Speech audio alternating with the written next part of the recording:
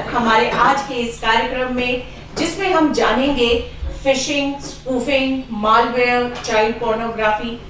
घबराइए मत, मैं इतनी टेक्निकल टर्म्स आपको नहीं बताऊंगी, क्योंकि जो हमारे एक्सपर्ट आज हमारे साथ हैं इस वर्कशॉप के, वो बेहद ही आसान भाषा में आपको ये बताने वाले हैं कि क्या क्या साइबर क्राइम हो सकते हैं। हम सब आज की डेट में फोन यूज करते हैं और फोन के साथ साथ हम उसमें यूज करते हैं सोशल मीडिया की एप्स।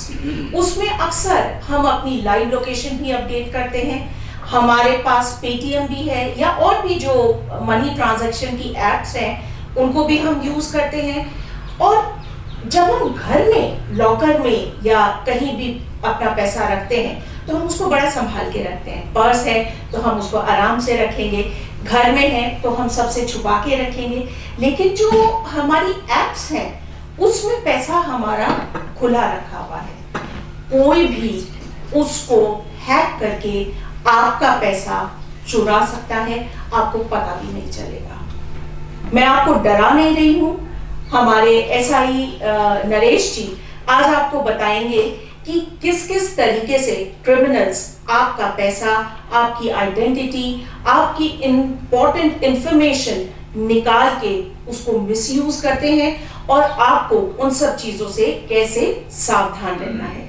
तो ये तो बात हुई प्रिवेंशन की कि हम किस तरह सावधान रहें और अपने आप को बचाएं। पर खुदा न खास्ता अगर आपके साथ या आपके किसी करीबी या पड़ोसी रिश्तेदार के साथ ऐसा कुछ हो जाता है, तब क्या करें? तब आपके पास क्या ऑप्शन है?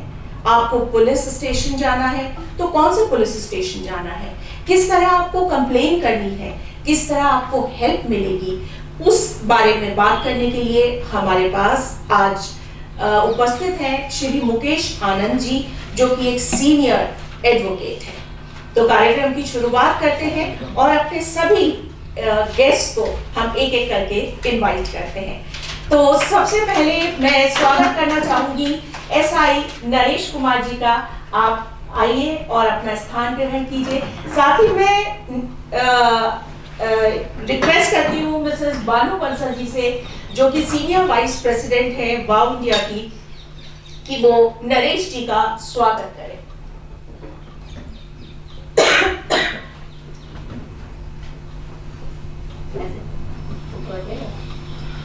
मैम थोड़ा सेंटर में हो जाइए। बैनर के आगे आ जाइए।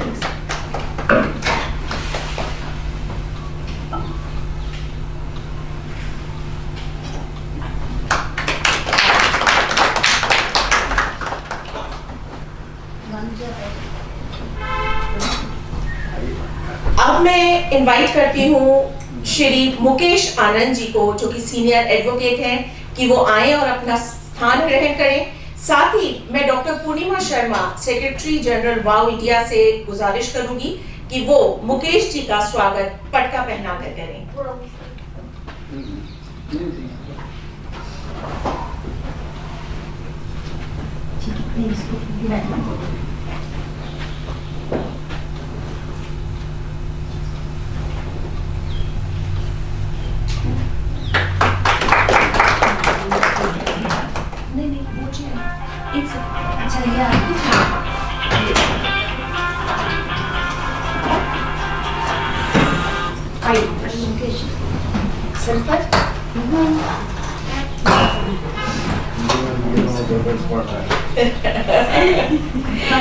हमारे पास आज साइबर सेल से 2 लोग और आए हैं, तो मैं उनका भी स्वागत करना चाहूंगी। सबसे पहले अनामिका जी, आप आइए और मैं गुजारिश करूंगी अर्चना गर्ग जी से कि वो उनका स्वागत करें। आइए अर्चना जी। अर्चना जी हमारी गवर्निंग बॉडी की काफी सीनियर मेंबर हैं।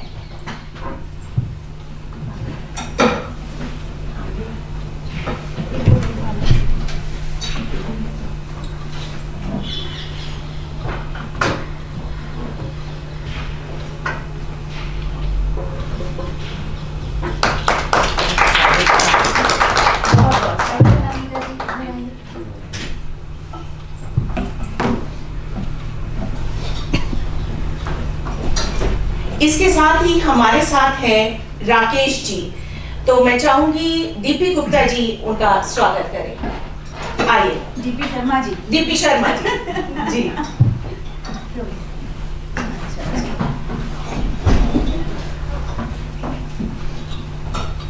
फोटो आ जाएगा इसमें। नहीं वो इधर आ जाइए।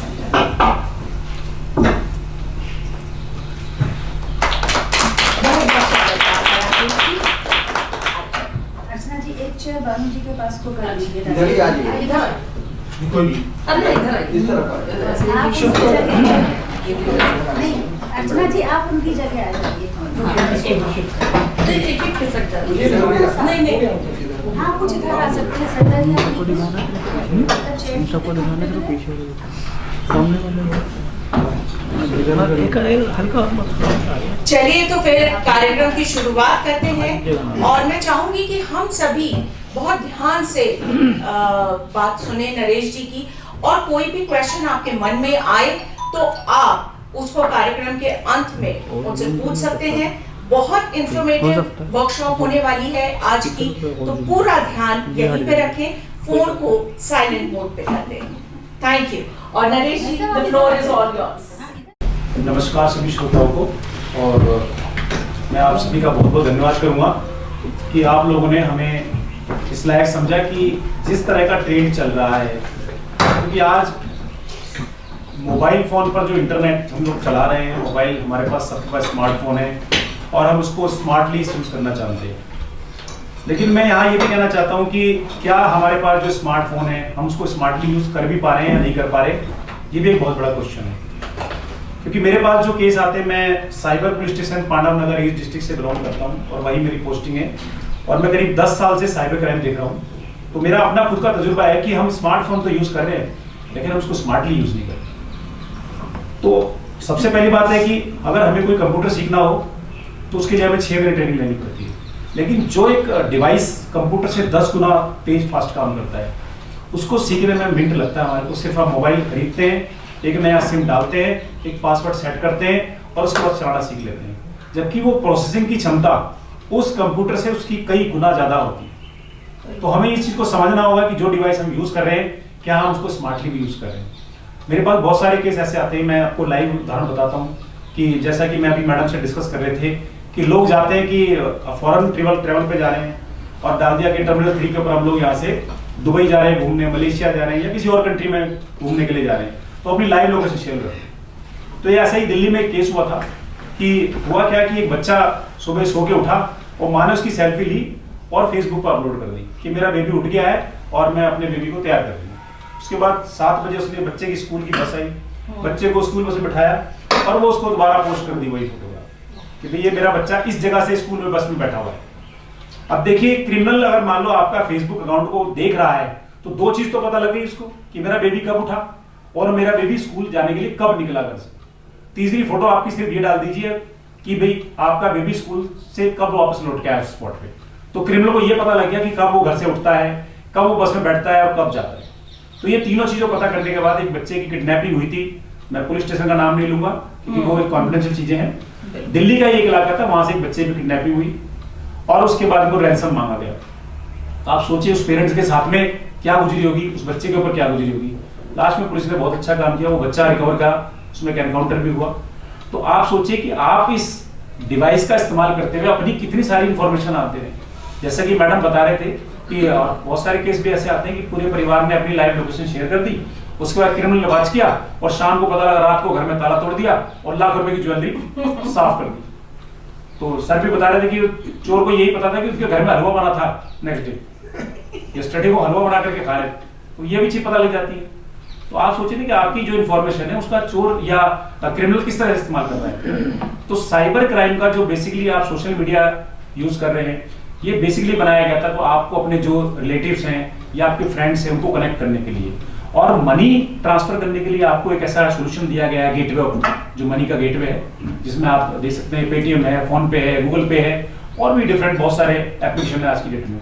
तो वो ये दिया था कि आप 2-2, 5-5 रुपए अपनी जेब में डाल के ना चलें। पता लगा किसी को 11 रुपए देने, किसी को 21 रुपए देने, 31 देने, 29 देने, तो अब उसके लिए कहाँ वो 9 रुपए की चैन आप ढूंढते रहेंगे या वो 1 रुपया आप कहाँ से लाएंगे। तो ये दिया गया था कि आप तुरंत उसका QR कोड स्कैन करें और आप उसको पेमेंट पास करें। तो आप देखिए, लेकिन उसका क्या कर रहे हैं कि साइबर क्रिमिनल्स का इस्तेमाल भी कर रहे हैं। अब कर कैसे रहा है वो? तो आप देखते हो जब नया फोन लेते हैं तो नए फोन के अंदर हमारी सबसे पहले हमारी कोई रिक्वायरमेंट होती है जीमेल की। तो मेरे पास कई ऐसे केस आए कि बहुत पढ़े लिखे लोग भी जीमेल का जो पासवर्ड है ना, आज तो मैं नहीं कहता, लेकिन आज सोचता शायद कम लोग करते हो, लेकिन मैक्सिमम आज से 4 या 5 साल पहले लोग मोबाइल फोन ही अपना पासवर्ड रखा करते थे कि मोबाइल फोन ही उनका यूजर आईडी और मोबाइल फोन उनका पासवर्ड। जो आपका मोबाइल नंबर है ना, उसी को आपका यूजर आईडी रख दिया और उसी को पासवर्ड रख दिया। तो आप बताइए कि आपको खुल नहीं सकता। अगर सपोज कीजिए कि आपका जीमेल का पासवर्ड मुझे पता लग जाए और मैं कहीं आउट ऑफ कंट्री बैठा हूं, तो मैं तो आपके डिवाइस में आके बैठ जाऊंगा, आप क्या एक्टिविटी कर रहे हैं वो चेक करता रहूंगा। तो मेरे पास एक ना भजनपुरे का केस था कि एक सज्जन थे, टीचर थे वो, उनके मोबाइल की जो यूजर आईडी थी वो मोबाइल नंबर और उनका पासवर्ड भी मोबाइल नंबर। तो एक क्रिमिनल था, उसने कभी कॉल सेंटर में काम किया था, उसने डाटा वहां से चोरी किया और उन सज्जन की डेट ऑफ बर्थ और उनका ईमेल एड्रेस, ये सब उनके पास, मोबाइल नंबर, नाम उसके पास था। उसके बाद उसने उनकी जीमेल में लॉगिन करने की कोशिश करी और वो फॉर्चुनेटली ये हुआ कि वो घुस भी गया उनके जीमेल के अंदर। तो उसने देखा सबसे पहले मैसेज कहां से आते हैं उनके पास, मेल्स कहां से आ रही। तो मेल्स आ रही बैंक से कि आपने ये खरीदा तो आपको पता लगी इतने पैसे आपके डिडक्ट हो गए, या आपको ओटीपी आ रहा है, वो जो क्रेडिट कार्ड का ओटीपी आता है वो मेल के अंदर ही आता है, बिल्कुल वो अलग से नहीं आता। तो इस तरह से वो करते रहे। जब उसको पता लग गया कि इनके 3 बैंक अकाउंटों में क्रेडिट कार्ड है इनके पास में, उसने सबसे पहला इंडसइंड बैंक का हैक करा कि ओटीपी मंगाया उनकी मेल पर और डाल करके वो सक्सेस करी ट्रांजेक्शन।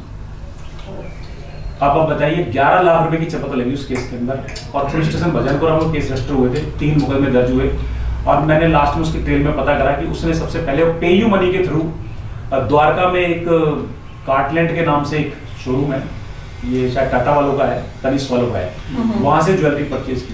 ऐसे ही मुंबई के अंदर है विमेन हरिपैथ के नाम से एक ज्वेलरी शोरूम है, उसने वहां से भी ऑनलाइन शॉपिंग करी और उसके बाद यहाँ दिल्ली से डिलीवरी ने मुंबई गया वो और पैसे सारा ज्वेलरी लेकर के आ गया और 1 हफ्ते में उसने 5 स्टार होटल में रूम पे करके सारे 2.5 साल वो जेल में रहा। अभी उसकी बेल हुई, अभी रिसेंटली शायद 1 महीना पहले उनकी बेल हुई। तो 2.5 साल से वो जेल में था उस केस के अंदर जब उसको पकड़ लाया। तो आप सोचिए कि पुलिस को कितनी मेहनत करनी पड़ती है। आपकी छोटी सी अभी एक नया ट्रेंड चल रहा है कि आपने कोई आपके पास लिंक आया, फिशिंग लिंक, आपने क्लिक कर दिया, अब क्लिक करने के बाद में वो एक पेज खुल गया। तो आप सोचते हैं कि मुझे हो सकता है फेसबुक में लॉगिन कर रहा हूँ, हो सकता है मैं पेटीएम में लॉगिन कर रहा हूँ, लेकिन वो होता है आपको फिशिंग में, क्योंकि जो पैरेलली आप सब चीजें उसमें डाल रहे हैं, वहां फिलअप कर रहे हैं उस फॉर्म को, वो पैरेलली क्रिमिनल को देख रहा है। तो हमने एक ना डीएमआरसी की वेबसाइट का हमारे पास एक केस था लास्ट ईयर, तो डीएमआरसी कंप्लेंट आई हमारे पास कि हमारे इलाके के बहुत लोगों ने शिकायत करी कि हमने डीएमआरसी की वेबसाइट के ऊपर जॉब के लिए अप्लाई किया था। तो जब जॉब के लिए अप्लाई किया तो वहां पर एक फॉर्म के ऊपर उन्होंने एक लिंक दे रखा था उसी पेज के ऊपर कि आप 49 रुपए 49 रुपीज इसमें आप पे कर देंगे एज ए रजिस्ट्रेशन चार्ज। तो रजिस्ट्रेशन चार्ज के 49 रुपीज पे कर दिए उन्होंने, लेकिन वो पे नहीं हुए, अनसक्सेसफुली ट्रांजेक्शन हुई। लेकिन उनके अकाउंट से जब उन्होंने चेक किया तो कभी 9,049 रुपए, कभी 19,049 रुपए, कभी 29,049 रुपए, इस तरह पैसा डिडक्ट होगा। तो डीएमआरसी ने हमें कंप्लेंट करी, तो हमने 3 केस रजिस्टर किए थे अपने पुलिस स्टेशन में, लास्ट ईयर की बात है। उसमें मैंने 5 लोगों को अरेस्ट किया। उसमें एक जो था वो टेक्नीशियन था, सॉफ्टवेयर इंजीनियर था, उन्होंने एक फेक मतलब फर्जी एक पेज बनाया डीएमआरसी का और उस पर ऐड दिया कि हम डाटा एंट्री के लिए दे रहे हैं, या टोकन वाला जो बैठता ना, टोकन वाला डोम पर एक टोकन वेंडर के लिए हम रिसेप्शन के लिए दे रहे हैं, या स्टेशन मास्टर के लिए वैकेंसी दे रहे हैं। तो लोगों ने अप्लाई करा। अब अप्लाई करने के लिए 49 रुपीज को बहुत बड़ी रकम तो है, अक्सर लोग डाल देते हैं, तो लोगों ने पेमेंट कर दी। लेकिन लोगों ने उसका एक्चुअली सबसे बड़ी गलती क्या करी कि जो भी वेबसाइट हमारी बनती है तो हर वेबसाइट का ये एक सिक्योर का उसमें एक सर्टिफिकेट होता है। तो आप देखते हो ना HTTPS, तो जो उसमें S है वो एक सिक्योर आपको सर्विस दे रहा है, सिक्योर आपको एक प्लेटफॉर्म दे रहा है। लेकिन वहां पर HTTP बस इतना ही था। अगर हमारे वो जो कंप्लेंट थे वो देख लेते, वो थोड़ा सा पॉज ले लेते, उसको समझ लेते कि ये जो पेज खुल रहा है ये कैसा पेज है, क्या ये सिक्योर है या नहीं है। तो साइबर क्राइम से बचने का सबसे पहला फार्मूला कि आपको विजिल रखना है, सचेत रखना है। कोई भी हम काम कर रहे हैं तो थोड़ा सा एक्टिवली ये देखना है कि ये हो सकता है फ्रॉड हो मेरे साथ, हो सकता है ये मेरे साथ चीटिंग कर दे। तो उस एंगल से अगर आप हर चीज को सोचोगे तो मैं समझता हूँ कि साइबर क्राइम में फंसने के चांस नहीं होंगे। वेब एड्रेस में कई बार ऐसा भी होता है कि वो सिमिलर वर्ड्स, जैसे HDFC बैंक है तो HDTC बैंक कर देंगे, तो जो भी वेब एड्रेस है उसको बहुत ध्यान से देखना जरूरी है। जैसे मैडम ने बताया ना कि बैंक का अगर मान लो HDFC का कुछ दे रखा है तो वहाँ जो साहब देखेंगे HDFC में कुछ ऐसा होगा कि वो अलग होगा, डिफरेंट होगा ओरिजिनल वेबसाइट से। अभी आपने देखा होगा कि रिसेंटली चल रहा है कि गूगल पे कस्टमर केयर का नंबर आप ढूंढिए, तो क्रिमिनल क्या करता है, साइबर क्रिमिनल उसकी पेमेंट कर रहा है वो उसको गूगल को। देखिए गूगल कोई सरकारी कंपनी नहीं है, गूगल का मेन मकसद है पैसा अर्न करना, पैसे कमाना, और फॉरेन कंट्री है, वहां से चल रन हो रही है। इसका टोटल जितना भी आपका सर्वर है या इसका जितना भी डाटा है वो हमारे अमेरिका में शायद स्टोर होता है, कैलिफोर्निया में जगह है वहां पर ये स्टोर होता है। आप सपोज कीजिए कि मुझे गूगल पे की एक ट्रांजेक्शन आईडी मंगवानी कि मुझे एक आपकी 1 रुपए की ट्रांजेक्शन है और मुझे ये चिट्ठी पर लिखनी हो कि इस ट्रांजेक्शन का सोर्स बताया जाए, तो पहले मुझे कैलिफोर्निया एक चिट्ठी लिखनी पड़ेगी। अमेरिका मुझे बताएगा उस कंपनी गूगल कि ये ट्रांजेक्शन इस अकाउंट से आई थी और इस अकाउंट में गई थी। आप बताइए कि हमारे लिए कितना टेक्निकल हो गया। तो अगर हम उसको कर रहे हैं तो मैं ये नहीं कहता, मैं आपको ये नहीं कह रहा कि भाई आप ना करें, आप करिए, लेकिन जैसा मैडम ने स्टार्टिंग में बताया था कि आपकी जो तिजोरी है, जो आपकी पूंजी है, उसके जो पासवर्ड है, उसके लॉक्स हैं, वो इतने सीक्रेट होने चाहिए, स्ट्रॉन्ग होनी चाहिए कि अल्फा न्यूमेरिकल को आप मिक्स करके लगाइए, वो सिर्फ आपको ही पता लगे। अपना डिवाइस आप किसी को देते हैं तो ये ध्यान रखिए कि हम दे किसको। तो जिस तरह का ट्रेंड चल रहा है मैं उस पर बात करता हूँ कि अभी लेटेस्ट ट्रेंड, सबसे बड़ा ट्रेंड चल रहा है और वो टेलीग्राम वाला चल रहा है। इस टेलीग्राम के फ्रॉड में दिल्ली पुलिस की नाक में दम कर रखा है, और ऐसा नहीं है कि हम लोग काम नहीं कर रहे, हम भी जगह जगह रेडें कर रहे हैं, चाहे वो झारखंड हो, चाहे वो जामताड़ा हो, चाहे वो आपका गिरडी हो, चाहे वो आपका देवघर हो या आपका मेवात हो। तो हम सभी लोग, हमारा जो पुलिस स्टेशन है वो लगातार हम लोग रेड में रहते हैं, 10-12 दिन। अभी मैं 10 दिन रेड करके झारखंड इलाके से, वेस्ट बंगाल से आया हूँ 10 दिन में, तो हमें 8 या 10 लोग वहाँ से आइडेंटिफाई करके लाए। जल्दी हम उनके अरेस्ट डालेंगे और जल्दी उनके सुबह को वर्कआउट करेंगे। तो ये सबसे बड़ा ट्रेंड चल रहा है। अब होता क्या है इसमें, सपोज करिए आपका खुद का चैनल है और मैं ये क्लेम करता हूँ कि अगर आप इस चैनल को लाइक करेंगे तो मैं आपको 10 रुपए दूंगा, तो आप क्यों नहीं करेंगे बताइए? आपने 1 लाइक करा तो मैंने आपको 10 रुपए दे दिए, तो आपने बोला जी तो बढ़िया काम, पूरे दिन खाली बैठे करना क्या है, सिर्फ एक अंगूठा तो लगाना है, दिन में 10 बार लगा दिया तो हमारे 100 रुपए खराब हुए। तो अक्सर लोग फंस जाते हैं। जो यंग जनरेशन है ना, तो यंग जनरेशन का ऐसा भी है कि वो इजी मनी और आसानी से पैसा आ रहा है, कुछ करना पड़ नहीं रहा, वो ज्यादा पैसा चाहिए और जल्दी चाहिए और मेहनत को ज्यादा होना, ये उनका ट्रेंड है। क्योंकि आप देख लो कि बच्चे की ना सोचने समझने की शक्ति वो मोबाइल पे डिपेंड हो गई है। पहले आप कैलकुलेशन कर लिया करते, अपने दिमाग में उंगलियों पे गिन करके बता दिया करते थे, इतने इतने ऐसे होंगे, ऐसे होगा। आज बच्चा बता सकता है। किसको कितने मोबाइल नंबर याद है बताइए आपको? पहले आप लैंडलाइन नंबर भी याद रखते थे, मोबाइल नंबर भी याद रखते थे, अच्छी आप लर्न करते थे। आज आप बच्चे से पूछेंगे आपको बता नहीं पाएगा। अगर उसको कैलकुलेट करना हो ना प्लस माइनस, तो वो या तो मोबाइल लेगा, लैपटॉप अपना कैलकुलेटर लेगा, या वो कॉपी लेगा, तभी बता पाएगा। लेकिन आपकी जो जनरेशन है वो दिमाग में ही कैलकुलेट कर लिया करती है। बिल्कुल, कितने गुणा कितने होगा, कितने प्लस कितना होगा, कितना माइनस कितना होगा। तो ये सिर्फ मोबाइल की वजह से हो रहा है कि हम डिपेंड हो गए इस पर।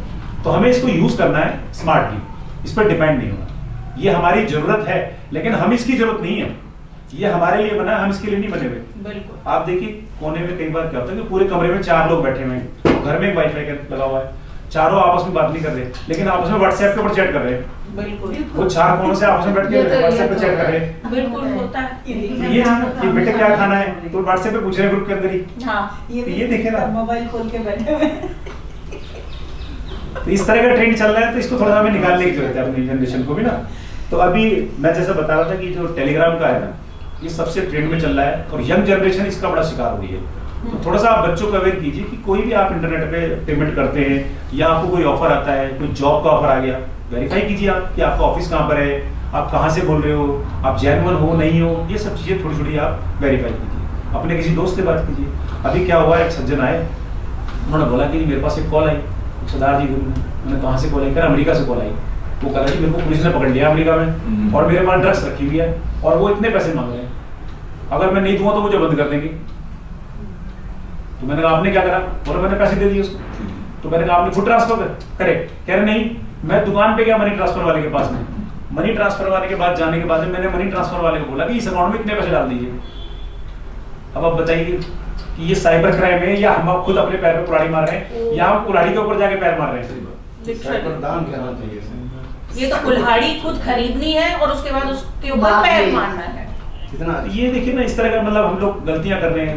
हम सिर्फ एक मोबाइल पर भी विश्वास करके कि एक कॉल आई, अभी एक आया कि सज्जन आए सीनियर अफसर के रेफरेंस से, उन्होंने कहा कि मैं इस तरह से किसी डिपार्टमेंट से हूँ और मेरे पास एक कॉल आई मुंबई से कि जी मैं मुंबई क्राइम ब्रांच से बोल रहा हूँ। तो मैंने कहा बताइए उसके बाद क्या हो। कह रहे वो क्राइम ब्रांच वाले बोल रहे थे कि आपका जो पासवर्ड है मिला है उसमें आपका मोबाइल नंबर लिखा हुआ है, आपके बारे में लिखा हुआ है। तो मैंने कहा ये तो पूछ लेते कि क्या लिखा था। बोले नहीं मोबाइल नंबर लिखा था और उसमें ड्रग्स थी।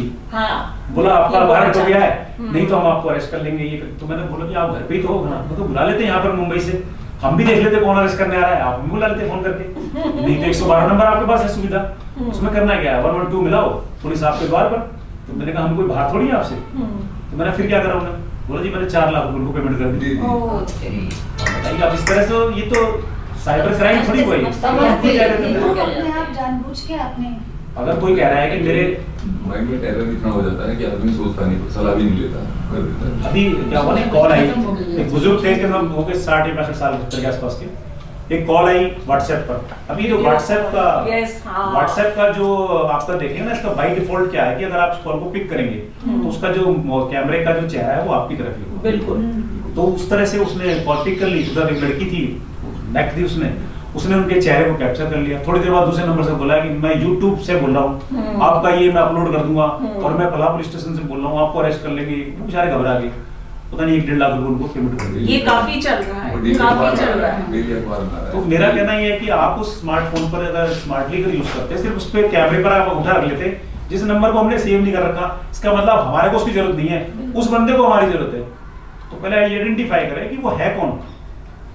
उसको उठाने से पहले उस कैमरे के ऊपर हमने अंगूठा रख लिया, उस कॉल को पिक कर लिया, देख लिया, तसल्ली कर ली तो हमारा है तो ठीक, नहीं तो तू कौन है, हम कौन, जानते नहीं तेरे को भाई। तो ये चीजें अभी कुछ समय पहले क्या हुआ, जो दिल्ली में ट्रेंड एक और चल रहा है, एटीएम पे जो बुजुर्ग लोग जाते हैं, जैसे रिटायर्ड हो गए 60-70 साल के, तो वो जाते हैं एटीएम में जाकर अपना कार्ड लगाया, एक क्रिमिनल ने क्या करा, कार्ड में एक पिन लगा दी, या एक एल्फी आती है, एल्फी को थोड़ा सा लगा दिया, तो वो आपका कीबोर्ड काम नहीं करेगा। अब उन्होंने वहां पर अपना कार्ड लगाया, बोला अंकल जी आपका ये कार्ड चल नहीं रहा, कुछ दिक्कत होगी इसमें, ऐसा कर दो मशीन में मैं चेक कर देता हूँ। तो वो सज्जन खड़े थे, उन्होंने जाके चेक करना शुरू कर दिया, अंकल जी का पासवर्ड भी देख लिया और वही बैंक का पासवर्ड अपना एटीएम कार्ड जेब से निकाला, स्टेट बैंक ऑफ इंडिया उनको पकड़ा दिया और वो वाला उनका अपनी जेब में रख लिया। दूसरे एटीएम में जाके पैसे निकाल लिए, अब मैसेज तो आ रहे, कार्ड भी उनके पास ही, अब देखा तो कार्ड उनका नहीं, कार्ड एक्सचेंज कर दिया। बहुत सारे ट्रेंड चल रहा है मैम, ये नया नया ट्रेंड चलता है। फेसबुक पर बहुत सारा चल रहा है, फेसबुक पर ऐड आते हैं लोग, आपको सामान बेच रहे हैं। मैंने एक लड़का वेस्ट बंगाल से बोला था, ये शायद 2021 की बात है, 2021 में एक लड़के को वेस्ट बंगाल से पढ़ के, तो वो करता क्या था कि इंस्टाग्राम पर ना रील बना के डालता और कि एप्पल को अनबॉक्सिंग करता हो, तो एप्पल फोन बेच रहा है, तो 1.5 लाख रुपए का फोन लॉन्च हुआ है और 15,000 मिल रहा है, तो लोग बहुत सारा खरीदेंगे। तो लोगों ने खरीदना शुरू कर दिया, बोला कितनी पेमेंट करनी है, बोला 15,000 डाल दो। बोला क्या हुआ जी, आप आया नहीं मेरा पार्सल, बोला जी वो कुछ अटक गया, यूटीआर के बदले में दे दो। तो जो 1.5 लाख का फोन था, लोगों ने 2-2 लाख रुपए दे दिए उस फोन के। तो मैंने कहा 1.5 लाख का दुकान से मिल रहा था, अब वहां से खरीद लेते, इसके 50 फालतू क्यों दिया आपने। बोला जी फंस गए थे 1.5, इसलिए 50 1.5 को निकालने के लिए 50 और दे दिए हमने। तो उस लड़की को पकड़ा, उसकी मात्र 19.5 साल एज थी और उसने कई लाख उसके फॉलोअर थे और वो इंस्टाग्राम पेज जो था, अकाउंट था, वो मुंबई से बना था, 3.5 लाख रुपए उसने खरीदा था। हमने सभी लोगों को अरेस्ट करा उसको, जितने भी बनी। अब किस तरह लोग इसको यूज कर रहे हैं। अभी पीछे हम लोगों ने कॉल सेंटर पकड़े जो यूएस में कॉल करते थे, दिल्ली से कॉल करते हैं, यूएस में कॉल कर रहे हैं, वहाँ के लोगों को डराते हैं कि आप आपका ड्रग्स में नाम आ जाएगा, ये मैं फला पुलिस स्टेशन में बोल रहा हूँ, आप इतने पैसे दे दीजिए नहीं तो आपको बंद कर देंगे, जेल भेज देंगे। तो वहाँ SSN नंबर होता है, एक सोशल सिक्योरिटी नंबर ना, लोग उससे बहुत डरते हैं क्योंकि उनका सब कुछ उससे जुड़ा होता है। जैसे हमारा आधार नंबर भी चला है ना, ऐसा उनका SSN नंबर है, तो SSN नंबर से वो सब चीज जुड़ी हुई है। अब वो जुड़ने की वजह से वो बेचारे घबरा जाते हैं, बोले ठीक है बताओ क्या करना है। बोला ऐसा करो एक गिफ्ट कार्ड खरीद लो इतने पैसे का, और गिफ्ट कार्ड का जो कूपन का नंबर है वो हमें दे दो, वो रिडीम कर लेते हैं उसके बाद पैसा। उसके बाद वो बिटकॉइन में घुमाया पैसा, घुमा घुमा इंडिया आ गया, कहीं चाइना चला गया।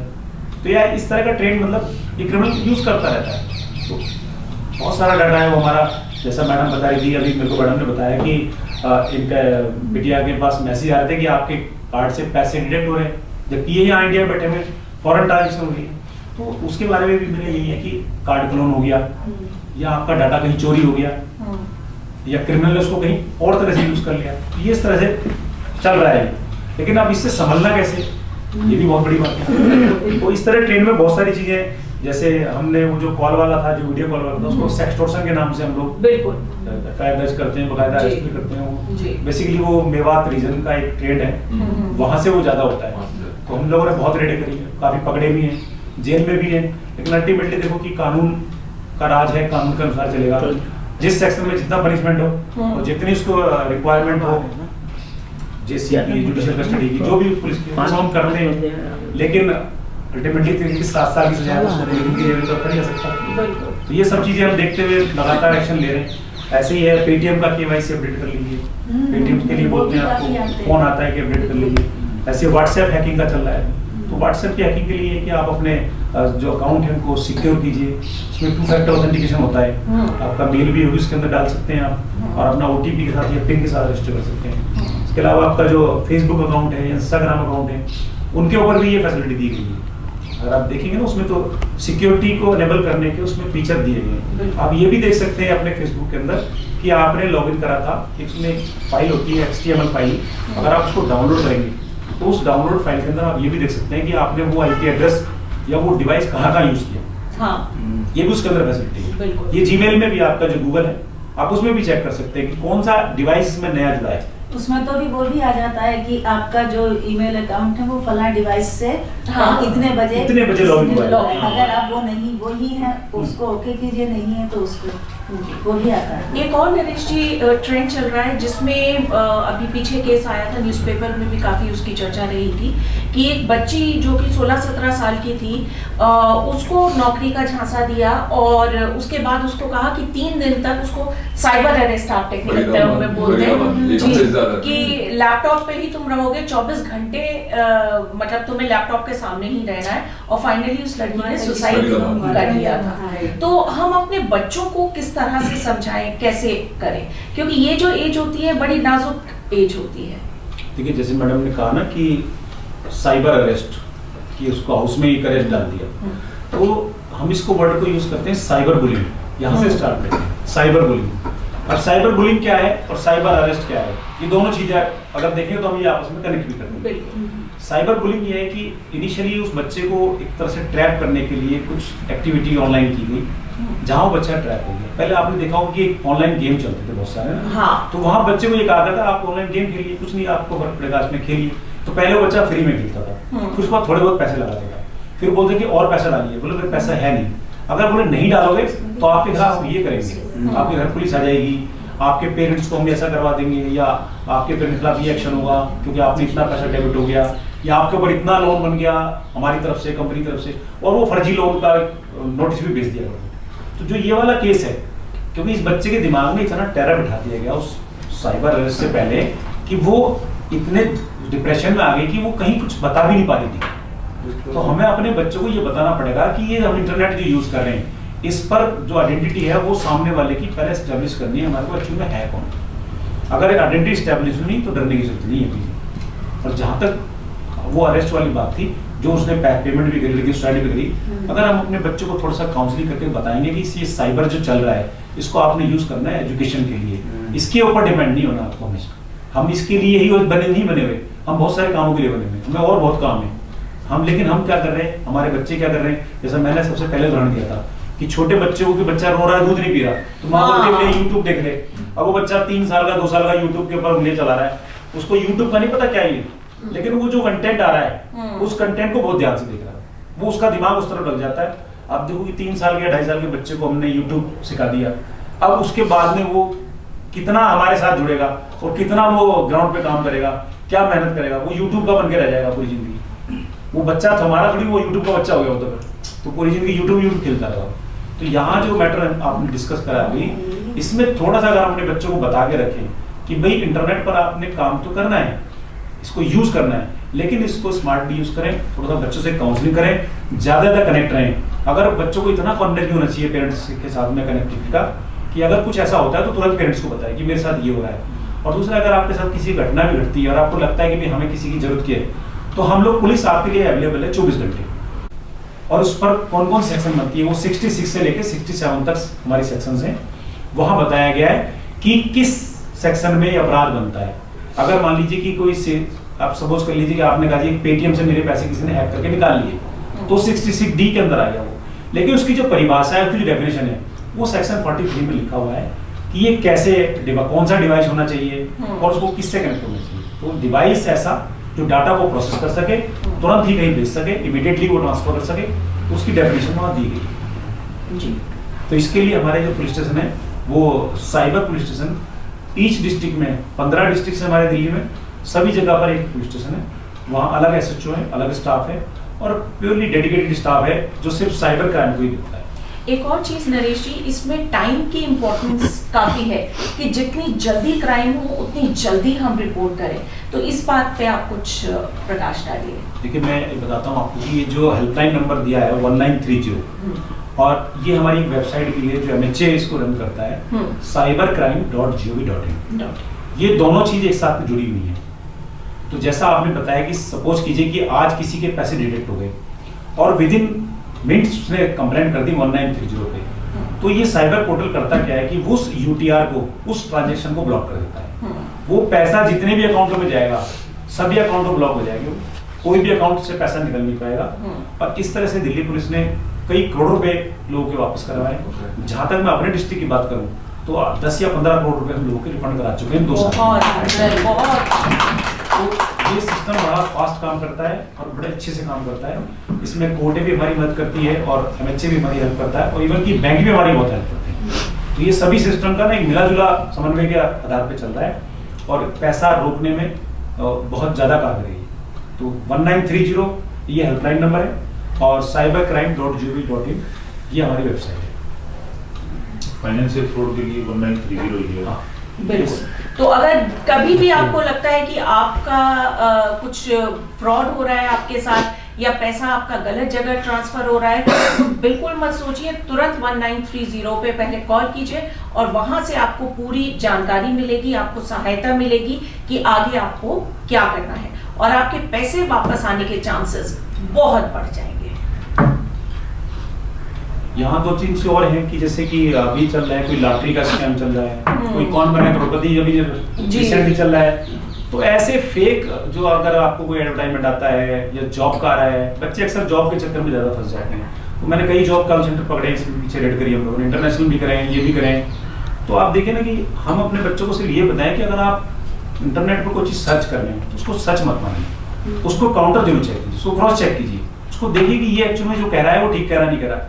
अभी पूरे परिवार ने एक अपने घर का सामान बुक कर दिया कि भी हमने यहाँ से सामान शिफ्ट कर रहा है बेंगलोर, तो पेमेंट भी कर दी, ना गाड़ी आई ना पैसा सामान लेके गए कोई।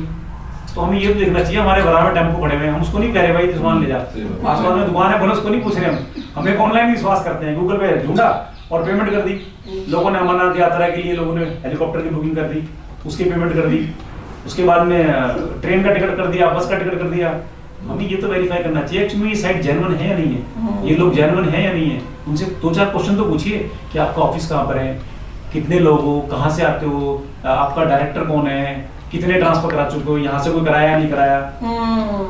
आप थोड़ा सा उसके बारे में रिसर्च कर लीजिए, 1-2 बार 2-3 आप क्वेश्चन पूछेंगे, मैं समझता हूँ कि 2-3 क्वेश्चन में उसका शायद आपको कहीं ना कहीं पता लग जाएगा ये फ्रॉड है, हो जाएगा या चीटर है या कुछ और है। तो अननोन नंबर कॉल उठाने से पहले स्पैम का आपके पास मैसेज आता है, कई बार रेड भी दिखता है आपको, ये स्पैम है। रेड तो बहुत आते हैं, सारे स्पैम। रेड आप लोगों के वैसे आते हैं ना कि आप उसको मार्क करते हैं और ब्लॉक करके रेड एक आपको देते हैं, आपको सजेशन कि ये स्पैम है। बिल्कुल। एक और चीज नरेश जी, हम लोग जैसे लेडीज हैं घर में, मान लीजिए हमारी वॉशिंग मशीन खराब हो गई, फ्रिज खराब हो गया, तो हम ऑनलाइन LG का हेल्पलाइन नंबर ले रहे हैं, अक्सर वो गलत होता है और हम कहीं ना कहीं फंस जाते हैं, तो उसके लिए हम क्या करें? देखिए जैसे आपने बताया कि आपने कोई हाउस होल्ड चीज को रिपेयर कराना है, उसके लिए आपको उस कस्टमर केयर का नंबर चाहिए जी। तो मैं यहाँ बताता हूँ आपको सबसे पहली बात कि किसी भी हेल्पलाइन नंबर के लिए कोई मोबाइल नंबर को ऑथराइज नहीं किया गवर्नमेंट ने जी। इसके लिए एक आपका टोल फ्री नंबर होता है 1800 से 1800। तो 1800 टोल फ्री नंबर है।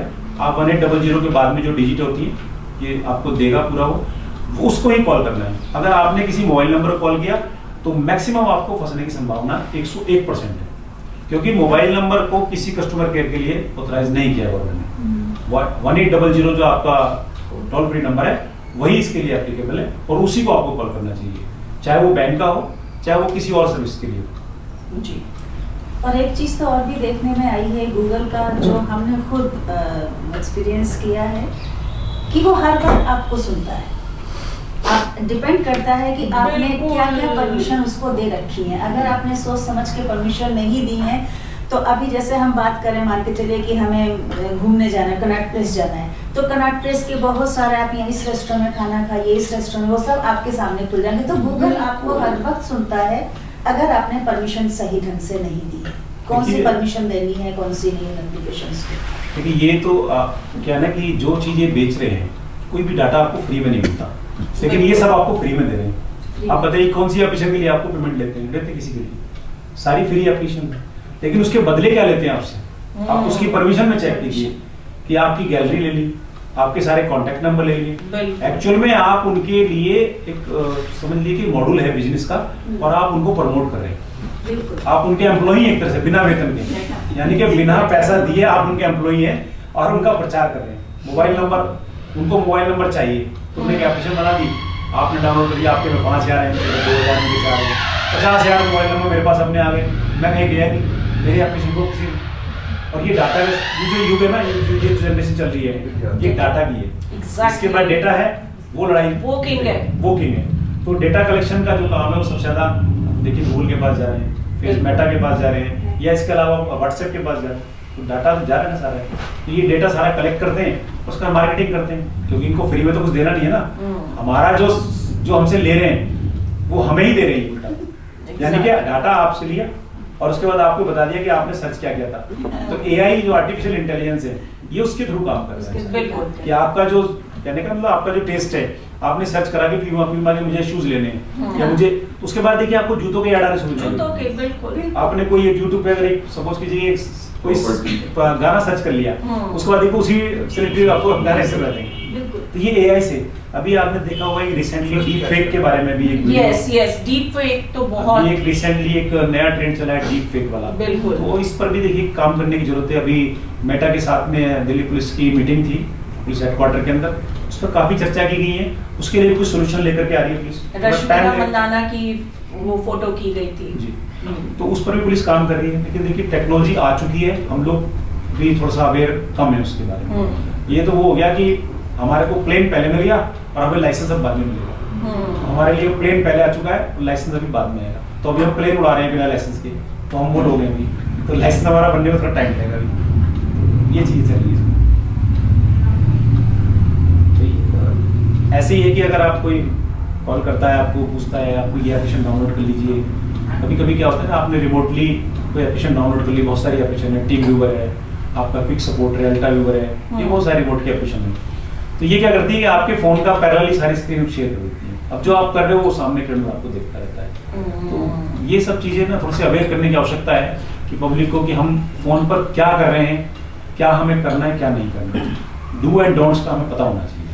यानी गूगल प्ले स्टोर से आप जब भी कोई एप्लीकेशन डाउनलोड करें तो उससे पहले उसके नीचे जाके उसके जो व्यूअर्स के कमेंट्स हैं वो पढ़ लीजिए, उसकी रेटिंग कितनी है वो देख लीजिए, कितने लोगों ने उसको डाउनलोड कर रखा है, और आपस में भी एक दूसरे से बात करके देखिए कि क्या ये वेबसाइट सही है या एप्लीकेशन सही है, इसको डाउनलोड करें या ना करें। ऐसे ही एक क्लिक पे एप्लीकेशन डाउनलोड ना करें, क्योंकि जैसे ही वो आपको उसको सारी परमिशंस देंगे, आपकी गैलरी के फोटो, आपका सब कुछ उनके पास चला जाएगा, और फिर वो उसको कैसे यूज करेंगे हम सोच भी नहीं सकते। और परमिशंस तो जल्दी से देनी भी नहीं चाहिए, ठीक है। अगर वो ज्यादा परमिशन मांगता है, कैंसिल कीजिए उस एप्लीकेशन को, मत उसको यूज कीजिए। लोग ध्यान ही नहीं देते कि ये परमिशन, थोड़ा ध्यान देने की आवश्यकता है। यस यस करते जाते हैं उसको। बहुत बहुत धन्यवाद।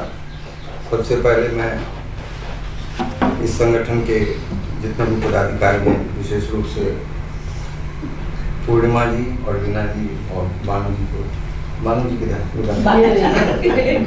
बहुत बहुत धन्यवाद देना चाहता हूं कि आपने इतने अच्छे टॉपिक पे इस वर्कशॉप को ऑर्गेनाइज किया और हमारे सब इंस्पेक्टर साहब को इनवाइट किया।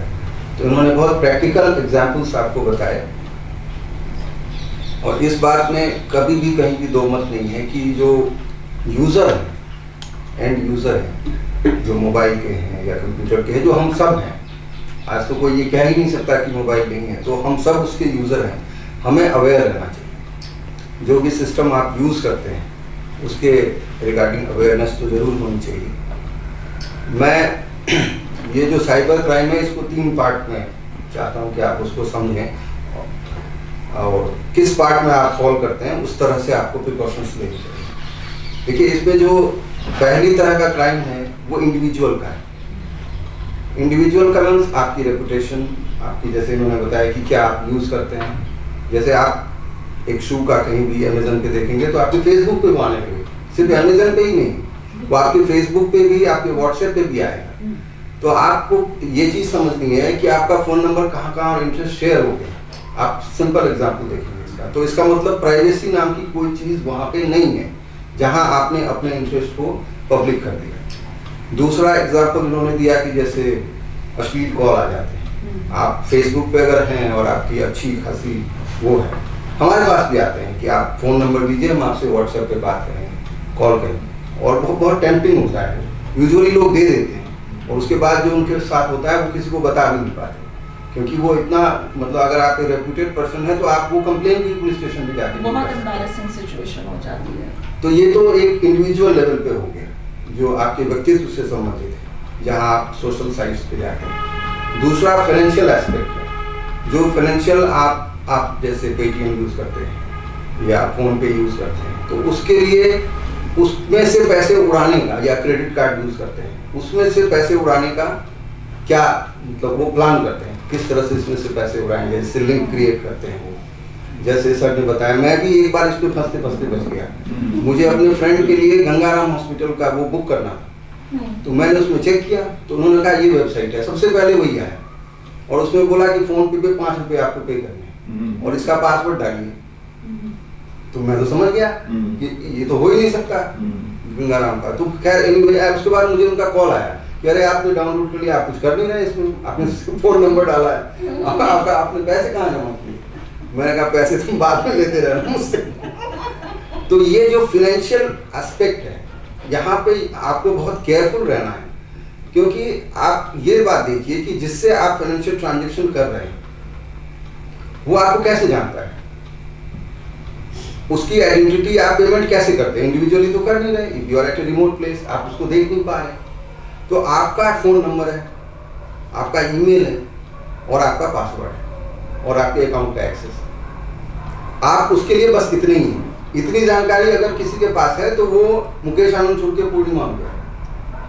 उसको बायोलॉजिकल कोई चीज़ की जरूरत नहीं है जिसको आर्टिफिशियल इंटेलिजेंस यूज करता है, because now you are only mechanical.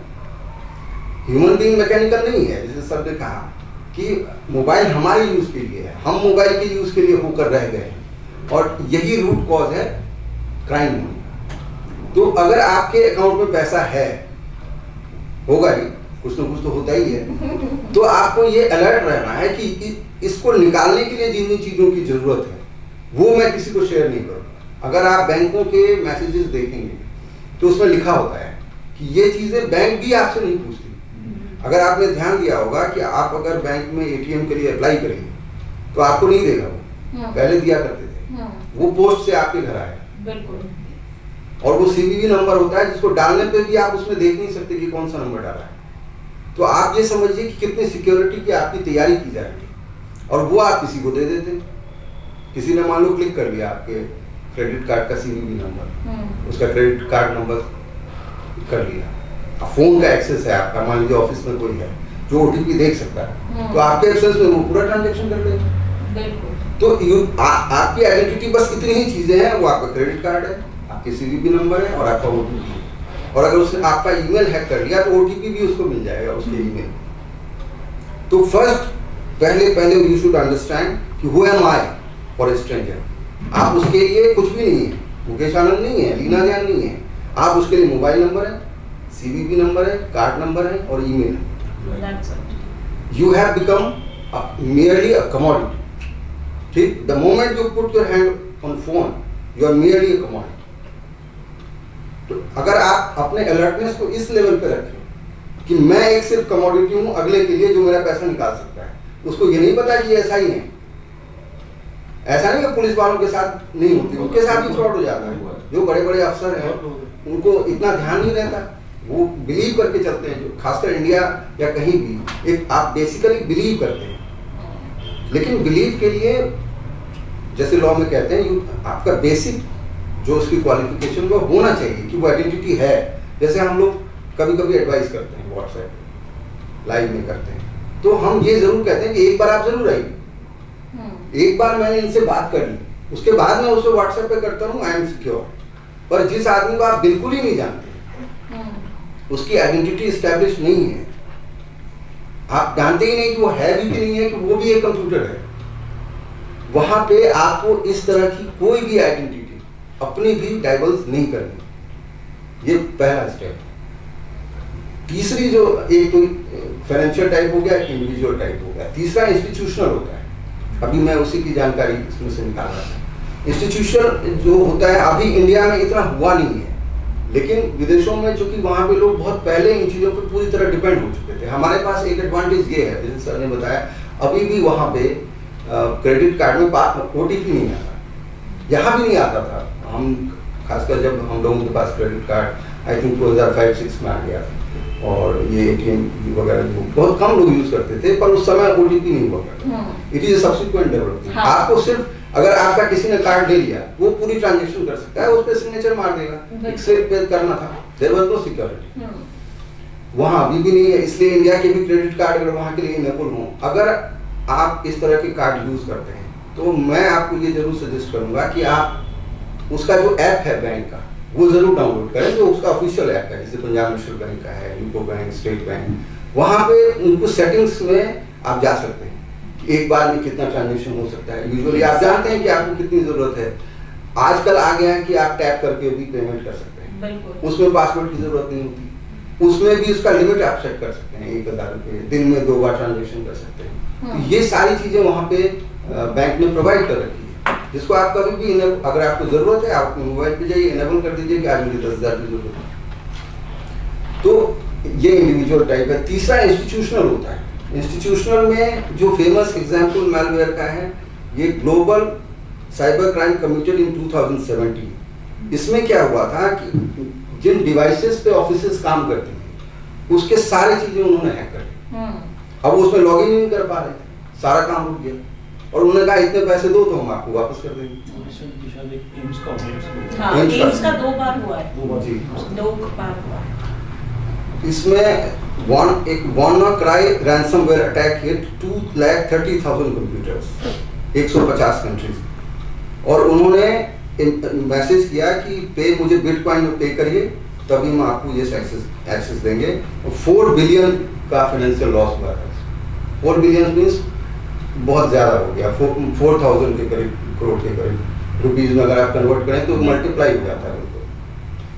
तो ये इंस्टीट्यूशनल हो गया। जैसे बहुत सारे इंस्टीट्यूशंस ऐसे हैं जो बिल्कुल कंप्यूटर पे ही बेस्ड हैं, उनकी सारी एक्टिविटी उस पर चलती है, कोई उनका हार्ड उसमें होता ही नहीं। आजकल सभी जो MNCs हैं या इवन जो छोटे मोटे भी प्राइवेट लिमिटेड कंपनीज है, सबका काम कंप्यूटर से ही होता है। इसके अलावा मैं कुछ चीजें जो एविडेंस के लिए आपको यूज होंगी, क्योंकि ये तो जो चीजें हैं जो हो गई, वो प्रिकॉशंस लेने हैं। अब एविडेंस आपको क्या लेने हैं? आपको किसी भी जो क्रिमिनल है उसकी आइडेंटिटी अगर फेसबुक पे है तो उसका लिंक होता है, उसका प्रोफाइल होता है। तो अगर ऐसी कोई घटना आपको किसी ने अब्यूज कर दिया, जैसे इंडिविजुअल में क्या होता है कि गालियाँ लिख के दे दी, मैंने 2-3 केस अभी फाइल किए हुए हैं, सर को भी मैं डिस्कस करने वाला था कि उसमें मैंने एक्शन नहीं हुआ, 156(3) लगाया हुआ है।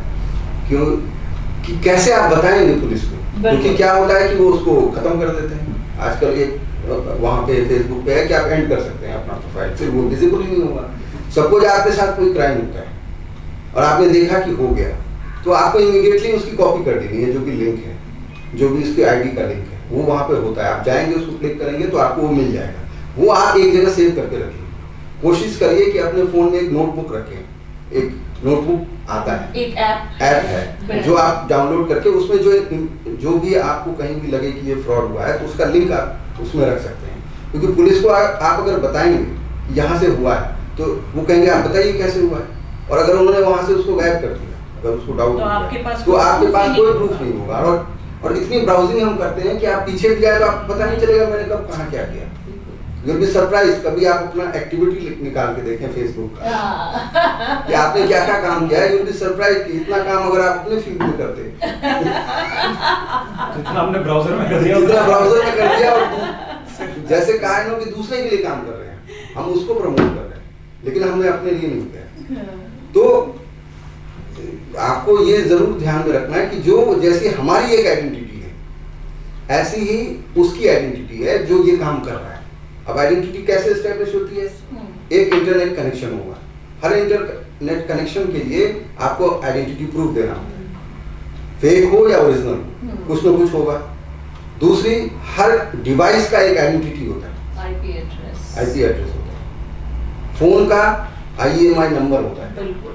तो ये सारी चीजें आपके नॉलेज में होनी चाहिए, ये उसकी भी होगी। जो व्यक्ति ये काम कर रहा है तो उसके थ्रू हम उसको ट्रैक करते हैं, जैसे ये लोग ट्रैक करते हैं, तो उसके लिए वो आइडेंटिटी जरूरी है। अगर वो आइडेंटिटी नहीं है तो हो नहीं तो सकता। वो नंबर फोन में लिखा रहता है, बिल्कुल, फोन में, हर डिवाइस उसका पीछे रहता है, उसका लैपटॉप में, हैश सब में। कुछ करके है *#06 हाँ। हैश, तो आपका ये नंबर आ जाएगा। You should know it. जैसे फोन आपका चोरी हुआ, मोबाइल के बॉक्स पे भी आपके लिखा होता है। लिखा होता है, नहीं बिल्कुल, बॉक्स जब- पे तो लिखा रहता है, मान लीजिए बॉक्स खो गया तब भी आ जाएगा तो आपको। मोबाइल पे हमारे सारी इंफॉर्मेशन हाँ, रहती है, अबाउट योर फोन जो एक उसमें नीचे आता है, जब उसमें setting सारी में information वहाँ रहती पर ये सब आपको मिल जाता है। अब देखिए मोबाइल आपका चोरी होता है तो लोग, मैंने देखा है 90% ये मान के चलते हैं कि कुछ नहीं हो सकता, अब मोबाइल ही ले गया, अब कुछ हो ही नहीं सकता। बट यू शुड नो कि कैसे हो सकता है। अब मोबाइल ले जाने के बाद क्या हो सकता है, आप यूजुअली देखेंगे कि वो बंद हो जाता है। अगर चोरी हुआ है बिल्कुल, तो आपको फोन ही नहीं मिलेगा, कहेगा ये अनरीचेबल है, इनवैलिड है, जो भी है, उसका सिम निकाल के फेंक देते हैं। तो लोग और डिसअपॉइंटेड हो जाते हैं कि अब तो सिम भी नहीं है, कॉल कहाँ करेंगे, ट्रैक कहाँ करेंगे। But that is not correct. IMEI number से अगर दूसरा सिम भी उसमें डलता है तो वो ट्रैक हो सकता है, क्योंकि फोन पे आइडेंटिटी तो वही रहेगी, भले ही उसमें मोबाइल नंबर दूसरा आ गया। तो आपको वो चीजें रिपोर्ट करनी है, उसको सर्विलांस पे लगाना है, और सिर्फ रिपोर्ट ही नहीं करनी है, आपको अपने जो भी पुलिस ऑफिसर हैं उनको रिक्वेस्ट करना है कि इसको सर्विलांस पे लगाएं, ताकि जब भी वो आ जाए रिपोर्ट हो तो उसको ट्रैक कर पाए। क्योंकि अब जो उसमें मोबाइल नंबर है उससे वो ट्रैक हो सकता है कि तुम्हारे पास कैसे आया। यूजुअली क्या होता है कि जो चोरी करते हैं वो बेच देते हैं, वो रखते नहीं अपने पास। वो कोई इनोसेंट आदमी खरीद लेता है, कोई जैसे पर्सन हो जिसको आईफोन का बहुत शौक हो, 1.5 लाख 2 लाख प्राइस है, तो उसको 15-20 हजार में मिल गए, तो वो उसको ले लेता है और फंसता है वही आदमी। वो बताता है कि इसने फलाने जगह से मिल गया, तो then you have to go in the reverse way. ये रियल लाइफ क्राइम में भी होता है। बिल्कुल। और जैसे कोई क्राइम है, मान लीजिए कोई मैसेज आया जो डिफेक्टिव है, तो अब आप उसको कोर्ट में कैसे पेश करेंगे? वो बहुत इंपॉर्टेंट क्वेश्चन है। आप कोर्ट में कैसे लाएंगे? क्योंकि आपको प्रूफ तो करना पड़ेगा। अगर आप किसी क्राइम के बारे में रिपोर्ट कर रहे हैं तो आप स्क्रीनशॉट का ऑप्शन, ये एक बढ़िया ऑप्शन है। वैसे तो हम लोग इसको गलत चीजों के लिए यूज करते हैं, लेकिन ये एक अच्छा ऑप्शन है कि जैसे कोई ऐसा मैसेज आया जिसमें गलत चीजें हैं या आपका OTP मांग रहा है, तो आप स्क्रीनशॉट लेके इसका प्रिंट आउट ले सकते। वो प्रिंट आउट लॉ में एज पर 65B जो एफिडेविट है वो लगता है, उसमें वो मान्य है। यानी जैसे लाइफ में आपको एविडेंस देते हैं वैसे ही इंटरनेट के भी ये एविडेंस मान्य है। मान्य, ये बहुत बढ़िया बात है। आप उसको CD में ले सकते हैं, आप उसको पेन ड्राइव में ले सकते हैं। वो चीजें जो है कोर्ट में, आप ये मत समझें कि इसकी कोई वैल्यू नहीं है, मैं कैसे करूँगा। इन चीजों का कोर्ट में वैल्यू है। अब जैसे मैंने ये बताया कि वो आइडेंटिटी ही है या वो नंबर है, वो चीजों का भी स्क्रीनशॉट लेके आप पेश कर सकते हैं। बहुत अच्छा। कोई अब्यूसिव कंटेंट है, आप स्क्रीनशॉट लेके उसका जो IP नंबर है या जो भी लिंक है उसको लेकर के आप उसका प्रिंट आउट लीजिए और उसको लॉन्ग टर्म के लिए प्रिजर्व करके रख लीजिए। हो सकता है आपका मोबाइल हैक हो जाए कल या ये खराब हो जाए, आप उसको पेश नहीं कर पाएंगे, तो उसकी हार्ड कॉपी आप लेके रख लीजिए। तो कहने का मतलब ये है कि ये जो इलेक्ट्रॉनिक डिवाइस हैं जो इंटरनेट से चलते हैं, ये आपकी लाइफ को बेहतर बनाने के लिए है। लेकिन किसी भी चीज को बेहतर बनाने के लिए जरूरी है कि आपको उसका उपयोग है। राजकुमार का एक फेमस डायलॉग है, चाकू रखते हो तो चाकू चलाना भी सीखो। तो आप ये कहना पड़ेगा कि मोबाइल रखते हो तो मोबाइल चलाना भी सीखो। और मोबाइल कोई आइडेंटिटी नहीं है। एक तो जैसे कहा 2-3 साल के बच्चे यूज कर रहे हैं, 90 साल के भी कर रहे हैं बच्चे। ऐसा नहीं है कि कोई टाइम पास के लिए कर रहा है, लेकिन हमें ध्यान ये रखना है कि ये चीजें कब तक हम इसको यूज कर रहे हैं और कब ये हमें यूज कर रहे हैं। बहुत बड़ी बात। तो जैसे ही आप ये चीज को समझ जाएं कि ये हमें अब यूज कर रहा है, हम इसके बिना नहीं रह सकते, जिसको स्पिरिचुअल वर्ल्ड में कहते हैं कि यह बिकम मैकेनिकल। एक इंडिविजुअल जो है वो अलाइव है। अलाइव का मतलब क्या होता है कि मैं आज अगर लेफ्ट से जा रहा हूँ तो कल राइट से जाऊंगा। ये मैं मैकेनिक नहीं हूँ, रोबोट नहीं हूँ। डिसीजन मेरे हाथ में है। The moment you give that decision making to somebody else, because it influences you. जैसे एक बच्चे को इन्फ्लुएंस कर देता है कि इतना डर जाता है वो कि अरेस्ट हो जाता है। तो ये अगर आप मैकेनिकल हो रहे हैं देन यू शुड स्टॉप। और मुझे लगता है कि अब जैसे नो लाइट जोन होता है, ऐसे नो मोबाइल जोन होना चाहिए। आपकी अपनी लाइफ में भी होना चाहिए। कुछ देर के लिए आप मोबाइल को स्विच ऑफ कर दें। और अगर आप फाइनेंशियल ट्रांजेक्शन बहुत ज्यादा करते हैं, आपके अकाउंट में बहुत पैसे हैं, तो मेरा ये आपसे सुझाव है, क्योंकि इंडिया में ये फैसिलिटी है कि ओटीपी है, जिससे आप करते हैं आप ओटीपी उस पर ना रखें, सो दैट दोनों कभी भी एक साथ ना हो। तो ओटीपी किसी और नंबर पे रखिए जिस पे इंटरनेट नहीं है, और जिससे आप ट्रांजेक्शन करते हैं वो अलग रखिए। अगर कोई करता ही नहीं था और दो फिर तो बढ़िया काम कुछ नहीं। उसका तो तो टेंशन पैसे होनी को ही नहीं इंटरेस्ट चाहिए। मिल रहा है। वो नहीं कर रहा है तो उसको करना चाहिए, नहीं तो हम लोग क्या करेंगे? बिल्कुल सही बात हमारा है। इंस्टिंक्ट है, आपने नुकसान कर दिया। हम उन्हीं में से है ना। हाँ, वो चला और जैसे कई लोगों के डबल अकाउंट है, तो जिससे आप ट्रांजेक्शन करते हैं उसमें कम रखिए, और जो उसमें जब जरूरी हो तो इसमें से ट्रांसफर कर लीजिए। बिल्कुल। तो आपकी जो मेन आइडेंटिटी है, जो ओरिजिनल है, वो कभी भी पूरी तरह आगे डिस्क्लोज नहीं होनी चाहिए। That is the benchmark. और अगर हो ही जाए, अगर आपको लगे कि इस तरह की चीजें हो गई हैं, तो इमीडिएटली उसका लिंक, स्क्रीनशॉट, जो भी नंबर है उसको लिख के प्रिंट आउट करके इन्वेस्टिगेशन ऑफिसर जो है उनको तुरंत दे देना चाहिए। आजकल तो ज्यादातर ऑनलाइन ही वो आपको बिल पे करना है तो वो ऑनलाइन आप उसको कर रहे हैं, मतलब सारा उसी ऑनलाइन। हाँ, या तो ऑथेंटिक ऐप से कर रहे हैं आप, हाँ। तो ये एक अलग चीज है। हाँ, और अगर आपको लगता है कोई नई लिंक है, कुछ भी है, तो कोई जरूरी नहीं है कि आप उससे करें, क्योंकि वो कैशबैक देते हैं और बहुत सारे, क्योंकि वो फायदा, जब भी आपको लगे कि ये फायदा इतना कैसे हो रहा है, तो इमीडिएटली समझ बैंक से फोन आता था, क्रेडिट कार्ड ले लो आप, क्रेडिट कार्ड ले लो, ये फायदे हैं आपको क्रेडिट कार्ड लेने चाहिए। नहीं, क्रेडिट कार्ड ले लो, ये फर्स्ट स्टेप, उसके बाद की बात होगी। आप जैसे आप अकाउंट ही ना खुलवाएं, मतलब जैसे आप बहुत केयरफुल हैं, तो वो तो फिर आपके लिए कोई दिक्कत, साधु नहीं। आजकल उसको साधु जैसे पहले लोग दुनिया छोड़कर चले जाते थे और कहते हैं ये इंटरनेट छोड़कर चले गए हैं, ये बहुत बड़े त्यागी है। वाकई इंटरनेट क्या करना बहुत बड़ा त्याग बहुत है। मुश्किल काम है। बल्कि जो स्पिरिचुअल बाबा हैं वो भी उसी पे है, कहते हैं कि पैसा जमा हाँ, कहते हैं माया मोह त्याग कीजिए सब। हमें कैसे लगे? ओटीपी तो उसी नंबर पे आता है। नहीं, आप जैसे ओटीपी उसी, आप जैसे आपके पास इंटरनेट होता है शेयरिंग वाला, तो ओटीपी उसी नंबर पे आता है। मतलब क्या, ओटीपी तो उसी पे आएगा, लेकिन आप जो ट्रांजैक्शन करेंगे वो दूसरे डिवाइस से कर सकते नहीं, दूसरा मैं सर का कहना है कि आपके पास 2 सिम है, ठीक है? एक सिम आपका बैंक में रजिस्टर्ड है, उस सिम को आपने छोटे फोन में डाल लिया, इसमें इंटरनेट नहीं है, आप इस पर पेटीएम डाउनलोड कर लिया, उस दूसरे पे स्टेट करें, आप कीजिए, आपको पैसे डालने हैं, तो जैसे ही आप अगर पैसे डालेंगे तो ओटीपी किस पर आएगा? वो छोटे फोन पर। इसका दूसरा ऑप्शन ये है कि आप एक दूसरा अकाउंट भी खोल सकते हैं, उसमें 5000 रुपए का अकाउंट। नहीं, ये ज्यादा जरूरी नहीं है। ये देखिए ऐसे नहीं समझ, ये देखिए इसमें सारे ट्रांजैक्शन होते हैं। I am from bank, right. मेरा जो है उसमें जैसे मैं खोलती हूँ मेरे सारे अकाउंट दिखाता है, मुझे ये प्रॉब्लम हो रही है। अभी मैंने एक ही अकाउंट जोड़ा हुआ है जिसमें मैं थोड़े थोड़े पैसे ट्रांसफर करती हूँ, 20 से 25, लेकिन वो मेरे सारे शो करता है। तो सभी से करी होगी आपने पहले।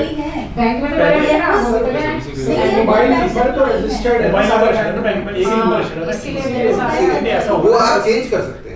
अगर आपको ऐसी प्रॉब्लम आ रही है तो जो रजिस्टर्ड नंबर है उसको आप चेंज कर लीजिए। आपको बैंक में आप एप्लीकेशन दीजिए, आपका चेंज हो जाएगा। सपोज कीजिए हम लोग जाते हैं तो आप लोग बताते हैं how to I know. Suppose कीजिए कि अगर आपका सिर्फ ये बात ध्यान आएगी, मेरे सारे नंबर दिखाता है, देखिए रिस्की है थोड़ा सा।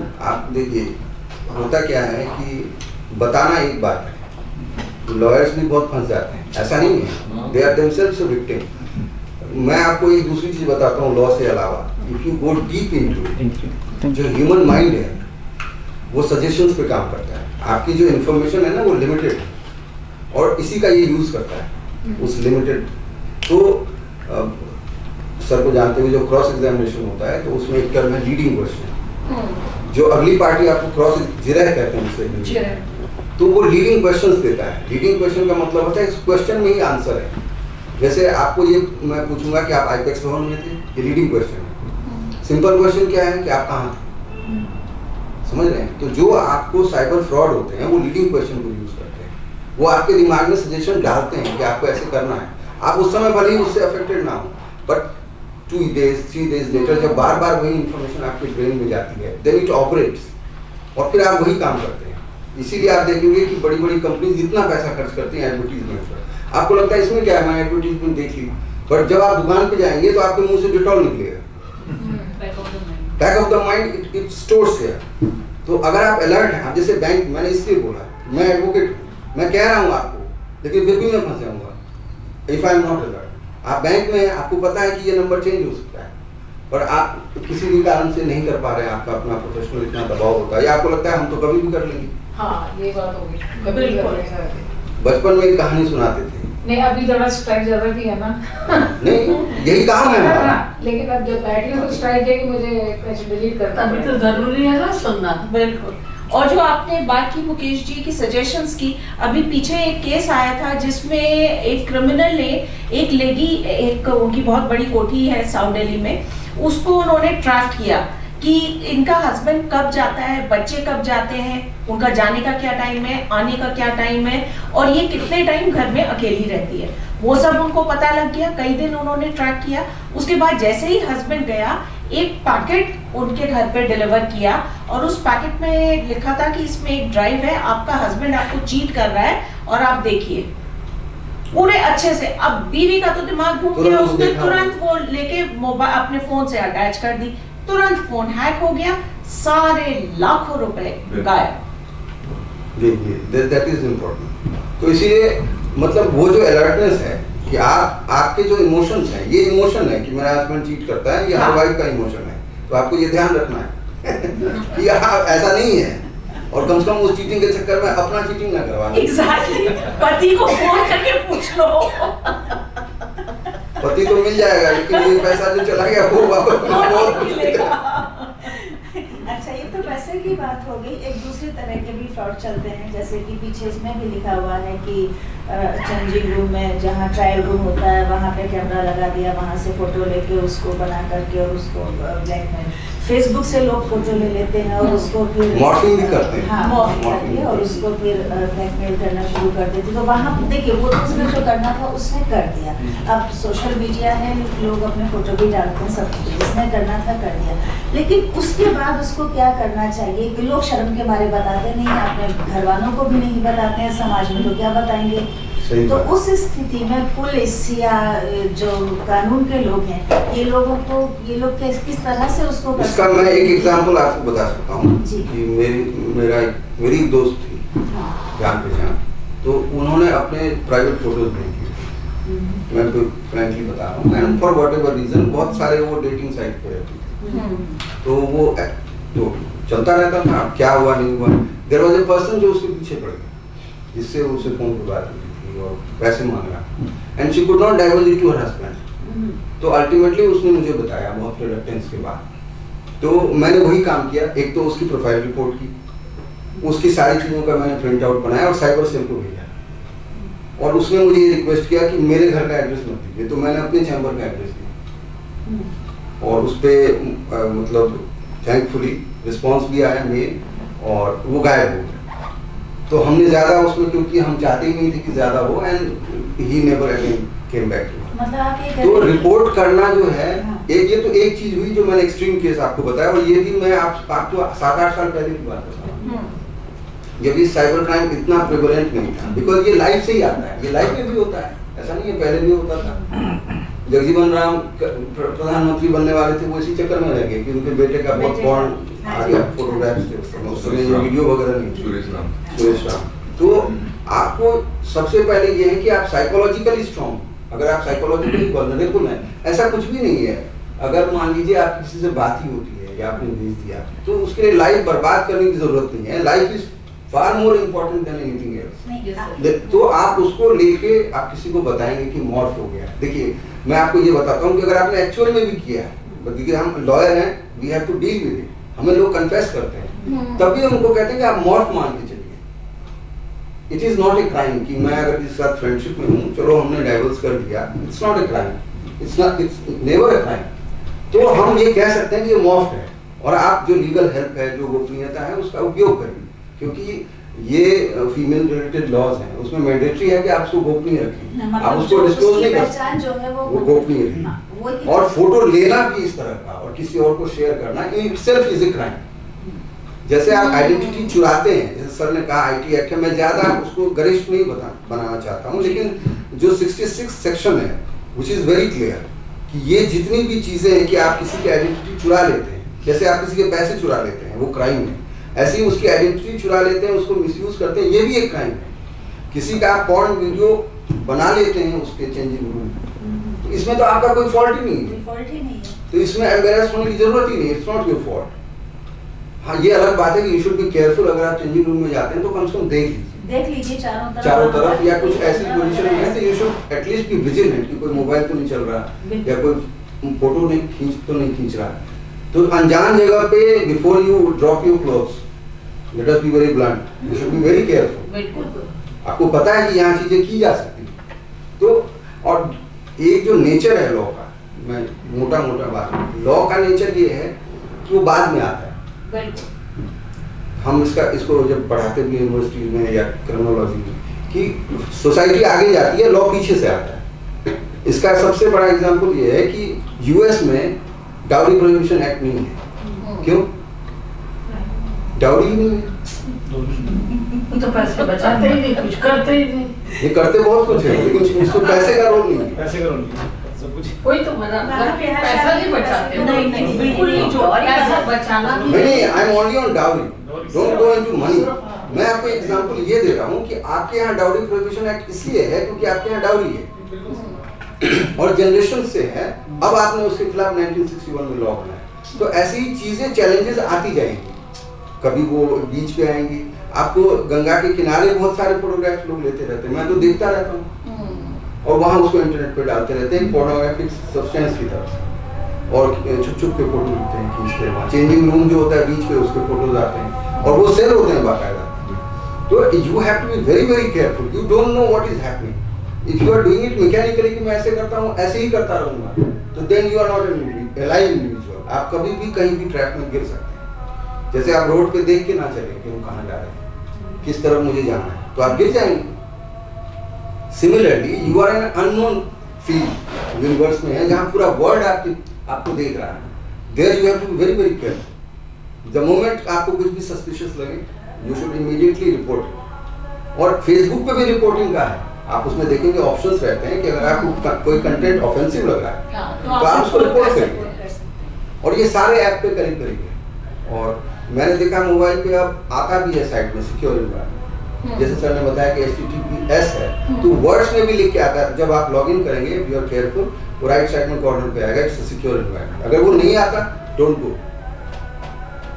व्हाट्सएप में भी है कि आप रिपोर्ट कर और सकते अगर हैं। कुछ हो गया तो आप सारे एविडेंसेस इमीडिएटली कलेक्ट करिए, don't wait for somebody else to guide you. Disappointed या बहुत ज्यादा होने की जरूरत नहीं है, आप इमीडिएटली, हर बैंक इंश्योर्ड है, सबके ट्रांजेक्शन हैं कि इस फॉल्ट ट्रांजेक्शन हो सकते हैं। आप जब ट्रांजेक्शन करेंगे तो उसके नीचे एक मैसेज आता है, देखा आपने तो किया ही नहीं।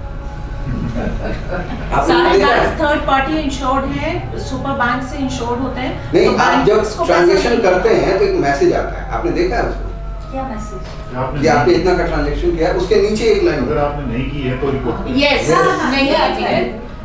For any assistance calls, you have to, आपके हर ट्रांजेक्शन में वो मैसेज बिल्कुल आता आता है। है। तो अगर आपने नहीं किया है और मैसेज आया, इमीडिएटली रिपोर्ट है। अब तो बैंक पहले से भी भेजने लगा है कि जैसे मान के चलिए आपने कहीं वो कर रखा है कि भाई मंथली हमारे अकाउंट में से इतना पैसा इस email उसके लिए जाएगा, तो वो आपको ईमेल करेंगे कि इस डेट को आपकी पेमेंट होनी है, क्या आप इसके लिए तैयार हैं, ऐसा कुछ कर दिया है। बिल्कुल जब बिल्कुल। आपने एक क्वेश्चन पूछा था ना अभी, वो फोटो वाला, जी जी कि जी morph करके डालना। हाँ जी हाँ जी। देखिए साइबर क्राइम में ना एक्चुअल में जो साइबर क्रिमिनल है उसके 2-3 तरह की मतलब डिजायर होती है, इच्छा होती है। या तो मॉनिटरी कम पैसे के लिए काम कर रहा है वो, या वो आपसे बदला लेना चाहता है, या वो फिर साइको है उस दिमाग का। कुछ और भी हो सकते हैं कारण, लेकिन बेसिकली ये जो मोटे मोटे वही होती नहीं होती, क्योंकि या तो पैसा कमाना चाहता है उससे वो आपसे, या वो आपसे बदला लेना चाहता है, या वो उस दिमाग में उसके खराबी है। बहुत सारे लोगों के दिमाग में खराबी होती है ना कि वो उठा के कुछ भी डाल देते हैं, जो मर्जी होता है। तो यहाँ बेसिकली यही चीज़ है। तो जैसा सर ने बताया कि फेसबुक पे चलो सपोज करो एक फोटो डालेंगे, तो डालेगा कौन उसको? जिसको हमने शेयर की होगी या जहाँ हमने शेयर की होगी और जिसको उससे फायदा होता होगा। तो मेरे पास एक ऐसी केस आया था करावल नगर का, कि यंग लड़की थी बीटेक की, वो किसी के साथ रिलेशनशिप में थी, ये बड़ा एक्सट्रीम लेवल पर रहा और ये दिल्ली हाईकोर्ट तक भी गया था, उसमें गाइडलाइन दी दिल्ली हाईकोर्ट से ना। तो उसमें कहा कि उस केस के अंदर उस लड़की की जो फ्रेंडशिप उस लड़के के साथ थी, तो रात को लेट आवर्स के अंदर आपस में वीडियो कॉल पे बात करते। तो वो आप देखिए कि यंग जनरेशन है, आप कुछ कह नहीं सकते किसी चीज़ को ना, तो उस दौरान वो नेगेटिव हो जाते थे, कुछ एक्टिविटी ऐसे जो भी चल रहा था उनका आपस में, लेकिन वो उस मूवमेंट को कैप्चर कर लिया करते थे आपस में। लड़की भी कैप्चर करती, लड़का भी कैप्चर करता था। लड़के के पास जो फोन था वो एप्पल आईफोन था, लड़की के पास एंड्रॉइड फोन था। तो वो जो पूरी डिवाइस उनकी भर गई, तो लड़के ने सोचा इसको चलो मैं, अब इसी दौरान उनका आपस में कुछ झगड़ा होने शुरू। तो लड़के ने क्या करा कि उस डिवाइस को चेंज किया एंड्रॉइड में, एप्पल से एंड्रॉइड में। यहाँ देखिए कि उसका वो बीटेक बहुत बड़ी कंपनी, क्या नाम दूँ छोड़ो, कंपनी बहुत बड़ी आईटी की बहुत बड़ी कंपनी है, उसमें वो इंजीनियर कर लगा, सॉफ्टवेयर इंजीनियर। लड़की भी सॉफ्टवेयर इंजीनियर थी, लेकिन लड़की का फील्ड दूसरा कर लिया उसने। तो वो लड़का दिमाग का बड़ा तेज था, उसने ये पली ली और वो सारे फोटोग्राफ एंड्रॉइड और एप्पल में स्विच करते टाइम पर उसने लीक कर दिए सारे। और लीक करे वो रेडिट प्लेटफॉर्म है, रेडिट इंटरनेशनल, इंडिया में बहुत कम लोग चलाते हैं रेडिट, लेकिन वो इंटरनेशनल बहुत चलती है। वहाँ पर आप सोसाइटीज बना सकते हैं, चैनल बना सकते हैं, बहुत सारी चीज़ें हैं। तो उस लड़की के कम से कम कई हजार फोटोग्राफ्स को लीक हो गए, और वो नेट थे, वीडियो थे, बहुत ज़्यादा। आप देखिए उसकी ज़िंदगी में तूफान आ गई एकदम, और वो घर में बंद हो गई, सुसाइड करने लगी। मैं उस लड़की की काउंसलिंग कराई, मैंने उससे पूरे अच्छे से बात करी कि बेटा आपके पास जो इन्फॉर्मेशन है मुझे दीजिए। मैंने सारी उसकी इन्फॉर्मेशन ली। उसके बाद में हमने उसकी इन्वेस्टिगेशन करी, रेडिट प्लेटफॉर्म से हमने उसकी आईपी एड्रेस मंगाए, आईपी एड्रेस हमने चेक किए। उस लड़के को हमने उस केस में अरेस्ट किया, दिल्ली हाईकोर्ट ने बेल, बहुत मुश्किल से लड़के को बेल दी, क्योंकि आईटी का प्रोफेशनल लड़का था, कई महीने वो जेल में रहा, बहुत सेशन में हाईकोर्ट में काफ़ी दिन चला हुआ। और सोचिए कि वो जो फोटोग्राफ कैप्चर करने की आवश्यकता क्या थी। आज तो ये है कि अगर आपकी कॉल रिकॉर्ड होती तो आपको मैसेज आता है कि आपके सामने कॉल रिकॉर्ड की जा रही है। तो ये जब हम कुछ अगर ऐसा कुछ है, पहली बात तो कि ऑनलाइन सब क्या है, ये कुछ मतलब दिमाग से परे की बात है, बहुत सोच से भी ऊपर की बात है। तो क्या कर रहे हैं, जो चीज़ फिजिकली होती है उसको क्या मोबाइल पर आप कर सकते हैं इसी चीज़, और उसको कैप्चर करने की आवश्यकता क्या है। आज की जनरेशन क्या करती है, हर मोमेंट को कैप्चर करते हैं, सेल्फी कर रहे तो सेल्फी। अब वो ये नहीं सोच रहे कि वो लड़का आज आपके साथ रिलेशनशिप में है, कल अगर आपकी टूट गई तो क्या होगा, तो वो उसको दूसरे तरीके यूज करेगा, वो एक्सटॉर्शन के यूज करेगा, बोला किसी को लीक कर दो। मेरे से तो हुआ नहीं कि मेरा फोन ही चोरी हो गया। यहाँ ऐसे केस भी आए कि उस डिवाइस में सारे फोटोग्राफ थे और फोन को छीनवा दिया किसी से, बोला कि मेरा फोन छीन के ले जाइयो, स्नैच कर दिया, क्रिमिनल फोन छीन के ले गया, फोन पे सारा डाटा लीक कर दिया उसने, और उसने रिपोर्ट कर दी मेरा फोन स्नैच कर लिया, और उसके बाद फोन को तोड़ताड़ लेना है। लास्ट में जब इन्वेस्टिगेशन में गए, फुटेज से हमने तलाश करा, पता लगा तो उसका बॉयफ्रेंड था छीनवाने वाला तो आप देखिए ना, उस चोर को पकड़ा, उसने छीना था, तो उसने बताया कि मेरे को तो 5,000 रुपए दिए थे उसने छीनने के। आप बताइए कैसे की सोच है, कहाँ तक जा रहा है, कहाँ तक जा रहा है समाज। तो ये सब चीजें है ना कि ये सब चीजें हमारे लिए बहुत ज्यादा हार्म कर सकती है, बहुत नुकसान कर सकती हैं। अगर हमको फोटोग्राफ ही नहीं हो तो हमें दिक्कत ही कुछ नहीं। तो पहला सबसे यही कि फोटोग्राफ किसी लिए चाहिए आपको, ठीक है, आप एक फोटोग्राफ मेरा है अवेलेबल, और अगर हम सेल्फी भी लेते थोड़ा दूर से लेना, उसमें फोटो हमारा चेहरा कम से कम ऐसा तो रहे कि कोई मॉर्फ ना कर सके। मॉर्फिंग करने के लिए कुछ फोटोग्राफ ऐसे चाहिए थे जहाँ पर आपको अटैच कर सको। अगर वो किसी ग्रुप में फोटो होगा तो वो अटैच ही नहीं कर पाएगा, टेढ़ा मेढ़ा लगेगा, उसके लिए मिलेगा नहीं उसको। ये बहुत सारी चीजें चल रही हैं। तो अभी इन चीजों पे सर बता रहे हैं कि ये हम उस मूवमेंट को अननेसेसरी का एक क्योस बना के रख दिया है। नहीं, अब तो बच्चे के हैबिचुअली सेव करते हैं फोटोज को, एक दूसरे की डेली सेव करते हैं, बट ये क्या हम जो ट्रांसफर करते हैं, जैसे आपने बताया, तभी लीक होती है या ऑटोमेटिकली लीक होती है? देखिए, अगर व्हाट्सएप टू व्हाट्सएप आप कर रहे हैं ट्रांसफर, तो इनकरप्टेड डाटा है, उसको लीक होने के चांस नहीं है, ठीक है। लेकिन आपका व्हाट्सएप मैंने लॉगिन कर लिया तो फिर लीक हो गया। ये फोन क्या है ना, लिमिटेड पीरियड है। आजकल कोई फोन 2-3 साल आउट ऑफ डेट हो जाता है, आपको चेंज करना ही होगा। फिर आप इस फोन का एक्सेस अगर किसी को मिल गया तो वो सारी चीजें आपकी पब्लिक हो जाएंगी। आई थिंक जब हम सेव करते हैं उसको तो वो ऑटोमेटिकली लीक नहीं हो जाता, वो साइड में उसमें वो इंक्रिप्टेड का मतलब होता है कि वो प्रोटेक्टेड है। आप इसमें मैसेज आएगा आपको कि it is an encrypted call और इंक्रिप्टेड। जैसे जालंधर वाले केस का हुआ सरदार का, जो काफी फेम रहा, तो वो कैसे लीक हुआ? वो तो उनका कहना ये था कि हमने तो सिर्फ सेव किया था। वो स्कैन आपका फोन है, मेरा फोन है, अभी ये यूज कर रहे तो क्या कर सकते? फैमिली का जो काफी फेम रहा, गूगल फोटोज में हमारा रिकॉर्ड जा रहा है तो वो उसके देखो कलर था ना ईमेल जो आपके ना, मैंने क्या आपकी सारी ईमेल सारी इन्फॉर्मेशन है आपकी, ईमेल फोटोग्राफ भी है आपकी, आपकी ड्राइव में जाइए, आप ईमेल के अंदर फोटो भेजिए। आपने कितने साल पहले फोटो खींची थी वो भी उसके अंदर पड़ी है। आजकल तो कंप्यूटर पे व्हाट्सएप चलने लगता है, आपके पुराने सारे मैसेज वैसे ही आते रहते आप हैं। जो कनेक्ट करते हैं डिवाइस व्हाट्सएप तो 6-6 साल पुराने फोटो आते रहते हैं। वो जो फोटो ऑटोमेटिकली फेसबुक भेजता रहता है, वो तो सेव है ना फेसबुक पे, यहाँ पर बिल्कुल वो एक ही टाइप की फोटो इन्वेस्टिगेशन वैसी ही होती है जो रिट्रीव करते हैं, वो अगर सेव नहीं होता तो इन्वेस्टिगेशन कैसे करेंगे? लेकिन मैं आपको अभी जो लेटेस्ट है जैसे व्हाट्सएप, इसमें एक होता है लिंक डिवाइस, वो स्कैनर आता है, आप उसे स्कैन करेंगे तो आपका सारा व्हाट्सएप का उस कंप्यूटर में जाएगा। बिल्कुल। तो अगर मेरा फोन छूट गया और somebody has 5 minutes access to this, वो सारी मेरी इंफॉर्मेशन वहां से ले लेगा। हालांकि उसका उन्होंने प्रोटेक्शन बनाया है कि आपका व्हाट्सएप ऑन रहना चाहिए, पर वो उतनी देर ऑन रहेगा उसका आपका ले लेगा जितनी उसकी रिक्वायरमेंट है, उसको पता है कि मुझे टारगेट काम करना है। तो मेन जो चीज है कि वो आप एक्सेस, आपकी आइडेंटिटी बस इतनी है कि आपका नंबर है और इसमें एक पासवर्ड है, या आपको स्कैन कर सकते हैं। उसको आपको किसी भी कीमत, जैसे आप अपने पैसे को किसी भी कीमत पे प्रोटेक्ट करते हैं कि आपके गहना छीन के मारे तो आप पकड़ लेंगे उसका, ऐसे ही you have to be on it. बिल्कुल। आप ये नहीं मान सकते कि मैं सेफ हूँ। किसी भी अनजान क्यूआर कोड को कभी स्कैन ना करें। दुनिया के लिंक आते रहते हैं, करना नहीं चाहिए। और अपने जो ऐप हैं, यहाँ ये चीज मैं भूल गया था, सब अपडेटेड रहने चाहिए, लेटेस्ट होनी चाहिए। Yes. क्योंकि आप देखेंगे विंडोज हैक हो गए, बिलियंस ऑफ डॉलर का लॉस हुआ, तो उन्होंने मैक नया लाया, वो अपडेट करते ही इसीलिए है क्योंकि उनका इंटरेस्ट ये है कि ये प्रोटेक्टेड रहे, जैसे बैंक का इंटरेस्ट है कि प्रोटेक्टेड रहे, पुलिस का इंटरेस्ट है कि क्राइम ना हो ताकि हमें मेहनत ना करनी पड़ेगी, बिकॉज ये नीडलेस एक्सरसाइज है। आपकी गलती के चलते ये दौड़ दौड़ के मुंबई जा रहे हैं या जामताड़ा जा रहे हैं, अभी 3800 किलोमीटर सफर करके आ रहे हैं। तो ये वेस्ट ऑफ रिसोर्स है, ये किसी अच्छी चीज में यूज हो सकता है, सरकार का पैसा खर्च हो रहा है। तो it is a national contribution, मतलब आप उसको देशभक्ति अगर समझते हैं, चाहे आप बीजेपी से हो या ना लेकिन अगर आप सही में देशभक्त हैं तो you have to be careful there कि इससे सरकार का रेवेन्यू भी लॉस हो रहा है, आपका तो हो ही रहा है, खैर अपना तो आप फेंक दीजिए कोई बात, but you are investing the revenue of the people, तो टैक्स पेयर्स मनी है।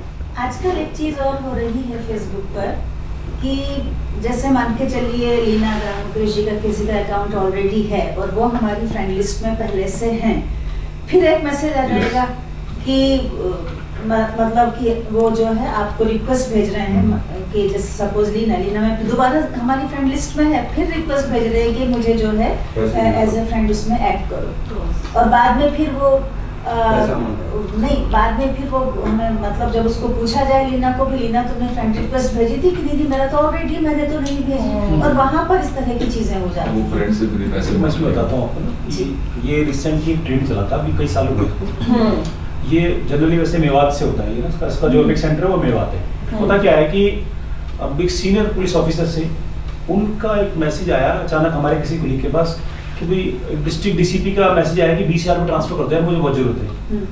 तो मुझे फोन करा कि यार वो डीसीपी साहब ने 20,000 में मांग रहे हैं, ट्रांसफर कर दूं क्या? मैंने कहा कि तेरे 20,000 में डीसीपी को क्या जरूरत पड़ी है? नहीं मैसेज आ रहा है, मैंने दिखा कहाँ मैसेज आ रहा है, मैंने कहा दिखा मेरे को, मैं मैसेज लेकर डीसीपी साहब को पहुंच गया, मैंने 20,000 में क्या पड़ गया आपको? मेरा तो अकाउंट ही नहीं है, मुझे भी पता सर आपका अकाउंट नहीं है, लेकिन मैं कन्विंस कर रहा था कि उसको बता रहा था कि ये साहब का अकाउंट नहीं है। तो हमने उसकी इन्वेस्टिगेशन करी, उसके हमने आईपी लॉग चेक किए, तो जो पब्लिक अकाउंट है आपके पब्लिक अकाउंट पे आपकी फोटोग्राफ है, आपका नाम है, मैंने सिमिलर एक पेज या अकाउंट बनाया और आपकी फोटोग्राफ को पेश कर दिया। अब मेरी फ्रेंड लिस्ट में मैडम नहीं है, उसको जो नया बनाया मैंने, तो मैंने उनको रिक्वेस्ट भेजी कि आप इसमें एक्सेप्ट कर लीजिए। मैडम ने रिक्वेस्ट एक्सेप्ट करी या नहीं करी, अब जो अगर रिक्वेस्ट एक्सेप्ट कर ली, उसके बाद मैं मैसेज डालता हूँ कि मैं हॉस्पिटल में आया हूँ, थोड़ी दिक्कत आ गई है, या एक्सीडेंट हो गया है, या फलाना हो गया है, कोई भी बहाना बताता हूँ, मुझे 10,000 की जरूरत है या 5,000। अब सोचो कि चलो जानकार तो ही कोई नहीं, ट्रांसफर कर देते हैं, आपने चुपचाप 5,000 पेटीएम कर दी, तो मैं नंबर भी देता हूँ पेटीएम का कि मेरा पेटीएम नंबर तो बंद हो गया, मेरे कुलीग है उनका है, उसमें डाल दीजिए। तो आप चलो सोचो कि 5,000 की बात तो है, चलो डाल देते थोड़ा। अब 2 दिन बाद बोले मैडम मेरे पैसे वापस दे दो। बोले मैं दिए नहीं पैसे आपके। इसीलिए चल रहा है। Chief election commissioner doctor Ranveer Singh के पीए से पैसे ले लिए कि मैं हाँ, वो भी आपके पास केस आया होगा ये बहुत ये सीपी साहब का खुद बनाया कि मेरे पैसे वो पकड़े गए इसमें काफी लोग। मेरे को पैसे भेज दो और उसने पीए ने पैसे भेज दिए। काफी लोगों का ऐसे पीछे बनाया था, तो काफी लोग पकड़े गए मेरे पास से।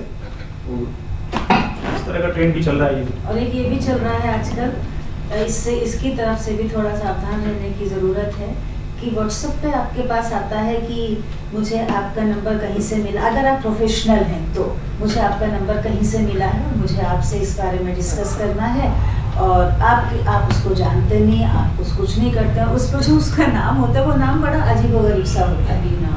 हाँ, अजीब ही किस्म का। आप बताते हैं मैं फलाना राठौड़ बोल रहा हूँ। हाँ, कुछ विजय कुछ। राठौड़ हाँ, विक्रम राठौड़। राठौड़ बोल तो रहा वहाँ पर हूँ। भी जस्ट सोचने की इंस्पेक्टर ज़रूरत लगे। है कि क्या वाकई पैसा तो देना ही नहीं है सबसे पहले, जब तक आप पर्सनली नहीं। उससे मतलब क्लियर ना कर ले कि भाई तुम कौन, नहीं, मतलब पैसा भी छोड़िए, उससे बात करने की ही जरूरत नहीं है, क्योंकि पता उसको आपको पहले से एहसास हो रहा है कि नहीं कुछ गड़बड़ है यहाँ पर। बिल्कुल। तो उसको जरूरत नहीं है उसको फ्रेंड बनाने की। हाँ वो तो खैर है ही। जो और कोई already questions friend है तो किसी दोबारा के? friend बनाने की जरूरत है ही नहीं।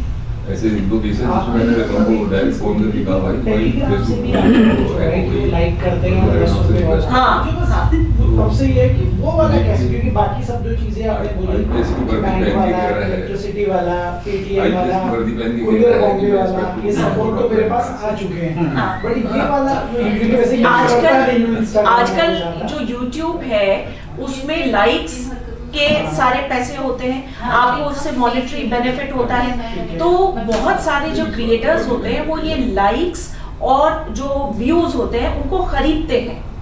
अच्छा, सो दैट लोगों की नजर में लगेगी हाँ ये जी कि original हम, और क्योंकि उससे उनका authenticity पैसा points। बनेगा।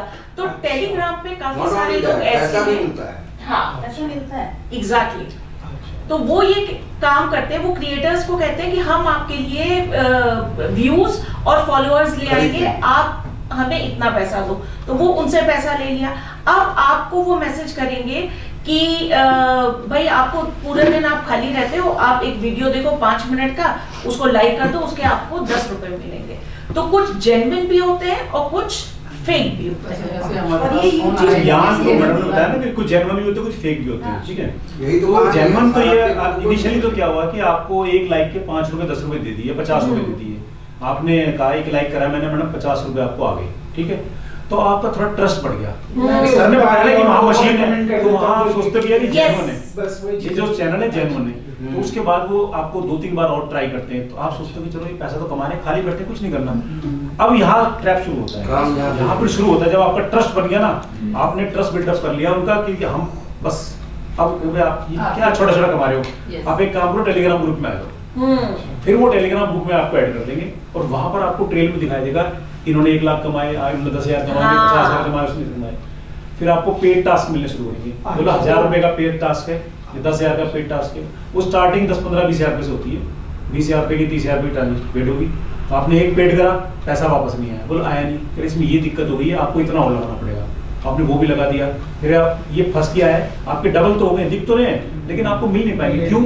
कि आपको ये पे करना है, गवर्नमेंट की फीस देनी है। इस तरह लोगों ने 15-15, 20-20 लाख, 38 लाख रुपए का, शायद हमारे पास लेटेस्ट शेयर था 38 लाख रुपए का, 35 लाख का है। 35 लाख रुपए का। सर ऐसा ही अभी कल रिसेंटली एक लड़का आया और वो उनका भी टेलीग्राम फ्रॉड ही हुआ था। अब उसने सर 3 बार सुसाइड अटेम्प्ट करने का कोशिश करा। उसका फादर कंप्लेंट लेके आया कि ये मतलब पीट रहा था लिटरली उसको, और वो उसका फादर बेचारा रो भी रहा था कि क्योंकि वो तो ट्रैप हो गया। अब उसको आईडी और पासवर्ड पेरेंट्स दे के रखते हैं बच्चों को कि ठीक है के पिन पासवर्ड सब बिल्स वगैरह बच्चों को दे बच्चों को, हाँ। कि इसको सब कुछ दे रखा था, सब कुछ पता था। अब जब लालच बढ़ता गया तो उसने वो सारा पेरेंट्स का पैसा लेके 7-8 लाख रुपए, लेकिन उनके भी काफी था 7-8 लाख। अब काफी कि बड़ी रकम। वहाँ पे भी पीट रहा था उसको। मैंने कहा लाइफ से बढ़ के तो नहीं है ना 7-8 लाख रुपए, तो ऐसा भी ये ट्रेंड में चल रहा है काफी ना, अभी लेटेस्ट ट्रेंड यही चल रहा है और इसकी एक्चुअली लीड नहीं मिल रही। इसकी लीड बड़ी क्योंकि आज जो आईपी एड्रेस आ रहे हैं ना वो वीपीएन के थ्रू चल रहा है सारा। अभी मेरे पास एक केस है फिलीपीन के आईपी एड्रेस है उसमें। अब देखिए उसमें जो मोबाइल नंबर पर ओटीपी आया है वो वेस्ट बंगाल का है। वो इनोसेंट आदमी, उसको पता ही कुछ नहीं है, उसके पास कोई ओटीपी नहीं गया, और उसके जो इंटरनेट चल रहा है उस पर VPN लगा हुआ है, फिलीपीन का IP एड्रेस आ रहा है। पैसा ट्रांसफर हो गया तमिलनाडु के अंदर, तमिलनाडु से मदुरई चला गया, मदुरई से किसी और स्टेट में जा रहा है पैसा, ऐसे पैसा घूम रहा है और लास्ट में बिटकॉइन में ट्रांसफर हो किसी और कंट्री में चला गया। तो पुलिस के पास तो सारा खाली होगा ना। कितना घूमेगी पुलिस, कितना डेली केसेस इतने होते हैं ना, सर ने वो बोला था मोबाइल का कि डेली हजारों फोन चोरी होते हैं, लोग कंप्लेंट भी करते हैं along with the EMI number, लेकिन वो ये कि कितने लोगों को वो रिकवर हो पाते हैं कि बड़ी चीज़ है किसके सर्वेलेंस पे लगे, कब ध्यान दिया, क्या कैसे। तो नरेश जी और मुकेश जी, आज आपने दोनों ने बहुत बहुत बहुत अच्छी इन्फॉर्मेशन हम सबको दी, और इस सारी जो आज हमारी कॉन्वर्सेशन थी उसका लबोलुआब ये है कि सबसे पहले तो हमें खुद को अवेयर रहना है, बहुत विजिलेंट रहना है। कोई भी ट्रांजैक्शन कर रहे हैं, कोई भी ऐप डाउनलोड कर रहे हैं फोन पे, कोई इंफॉर्मेशन कलेक्ट कर रहे हैं, तो उसको 2 बार वेरीफाई जरूर करें कि क्या ये सही है या नहीं। दूसरी और सबसे इम्पोर्टेंट चीज है, हमारे जो टीनेजर बच्चे हैं जिनको हम कई बार जो एल्डरली लोग हैं उनको फोन चलाना नहीं आता है, तो वो अपनी बैंकिंग डिटेल सारी बच्चों को दे देते हैं, जैसे अभी अनामिका जी ने बात की। तो वो जब हम बच्चों को दे रहे हैं, साथ साथ उनको ये कॉन्फिडेंस भी दें कि अगर कुछ हो जाता है तो हमें जरूर बताएं, ताकि हम बड़े होने के नाते उसके खिलाफ कंप्लेन कर सकें। और बहुत सारे केसेस में होता है कि हमारा पैसा या जो भी प्रॉब्लम है वो चीज़ हमारी सॉल्व हो जाती है। तो बच्चों को समझाना। दूसरी चीज़ कि इंटरनेट पे कुछ भी, चाहे आपका बॉयफ्रेंड हो, चाहे आपकी गर्लफ्रेंड हो, या आपका नॉर्मल फ्रेंड भी हो, किसी तरह का कंटेंट, ऑब्जेक्शनेबल कंटेंट कभी भी शेयर ना करें। इंस्टाग्राम, फेसबुक या जो भी सोशल मीडिया है उस पे अपनी जो भी पिक्चर्स आप अपलोड करें वो ऐसी हो जो सबके सामने देख सके, ताकि कल को कोई उसको मिसयूज ना कर सके।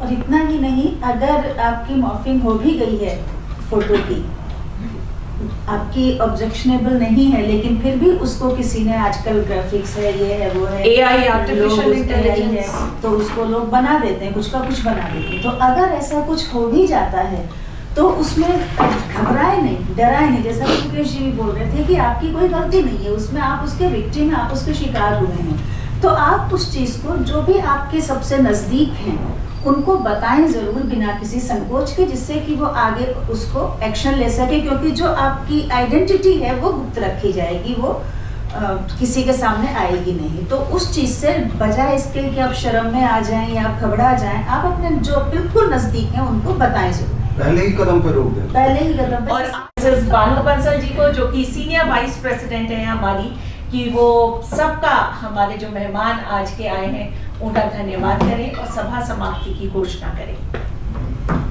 आज का कार्यक्रम बहुत सुंदर और इंफॉर्मेटिव था। इसमें सबने जो भी बातें बताई, बहुत सी चीज़ें हमें पता होती हैं लेकिन हम उसे निगलेक्ट करते चलते हैं। हम ये सोचते हैं अरे हमारे साथ थोड़ी होगा, जब होगा तब देखा जाएगा। हम आधी चीज़ों को ऐसे आगे छोड़ते हुए निकलते चले जाते हैं। लेकिन नरेश जी ने हमें जितनी बातें बताई वो सच में हमारे लिए इतनी ज़रूरी हैं कि हम सबको ये पता होना चाहिए कि हमारे साथ क्राइम होने के क्या सीन है और क्राइम होते के साथ हमें क्या एक्शन लेना चाहिए। ऐसे ही मुकेश जी ने बताया कि बहुत बार हम क्राइम नहीं भी करते और हम उसमें फंसते हैं, तो हम उससे कैसे बच सकते हैं। तो इस तरह के और कार्यक्रम हम आगे भी करते रहें, इसके लिए हम आप सबको बुलाते रहेंगे, आप लोगों से इंफॉर्मेशन लेते रहेंगे। और आप लोगों का यहाँ पे आने के लिए और हमारे साथ जुड़ने के लिए बहुत बहुत धन्यवाद। बाकी आप सबका भी बहुत बहुत धन्यवाद। आज के लिए इस सभा की समाप्ति। नमस्कार।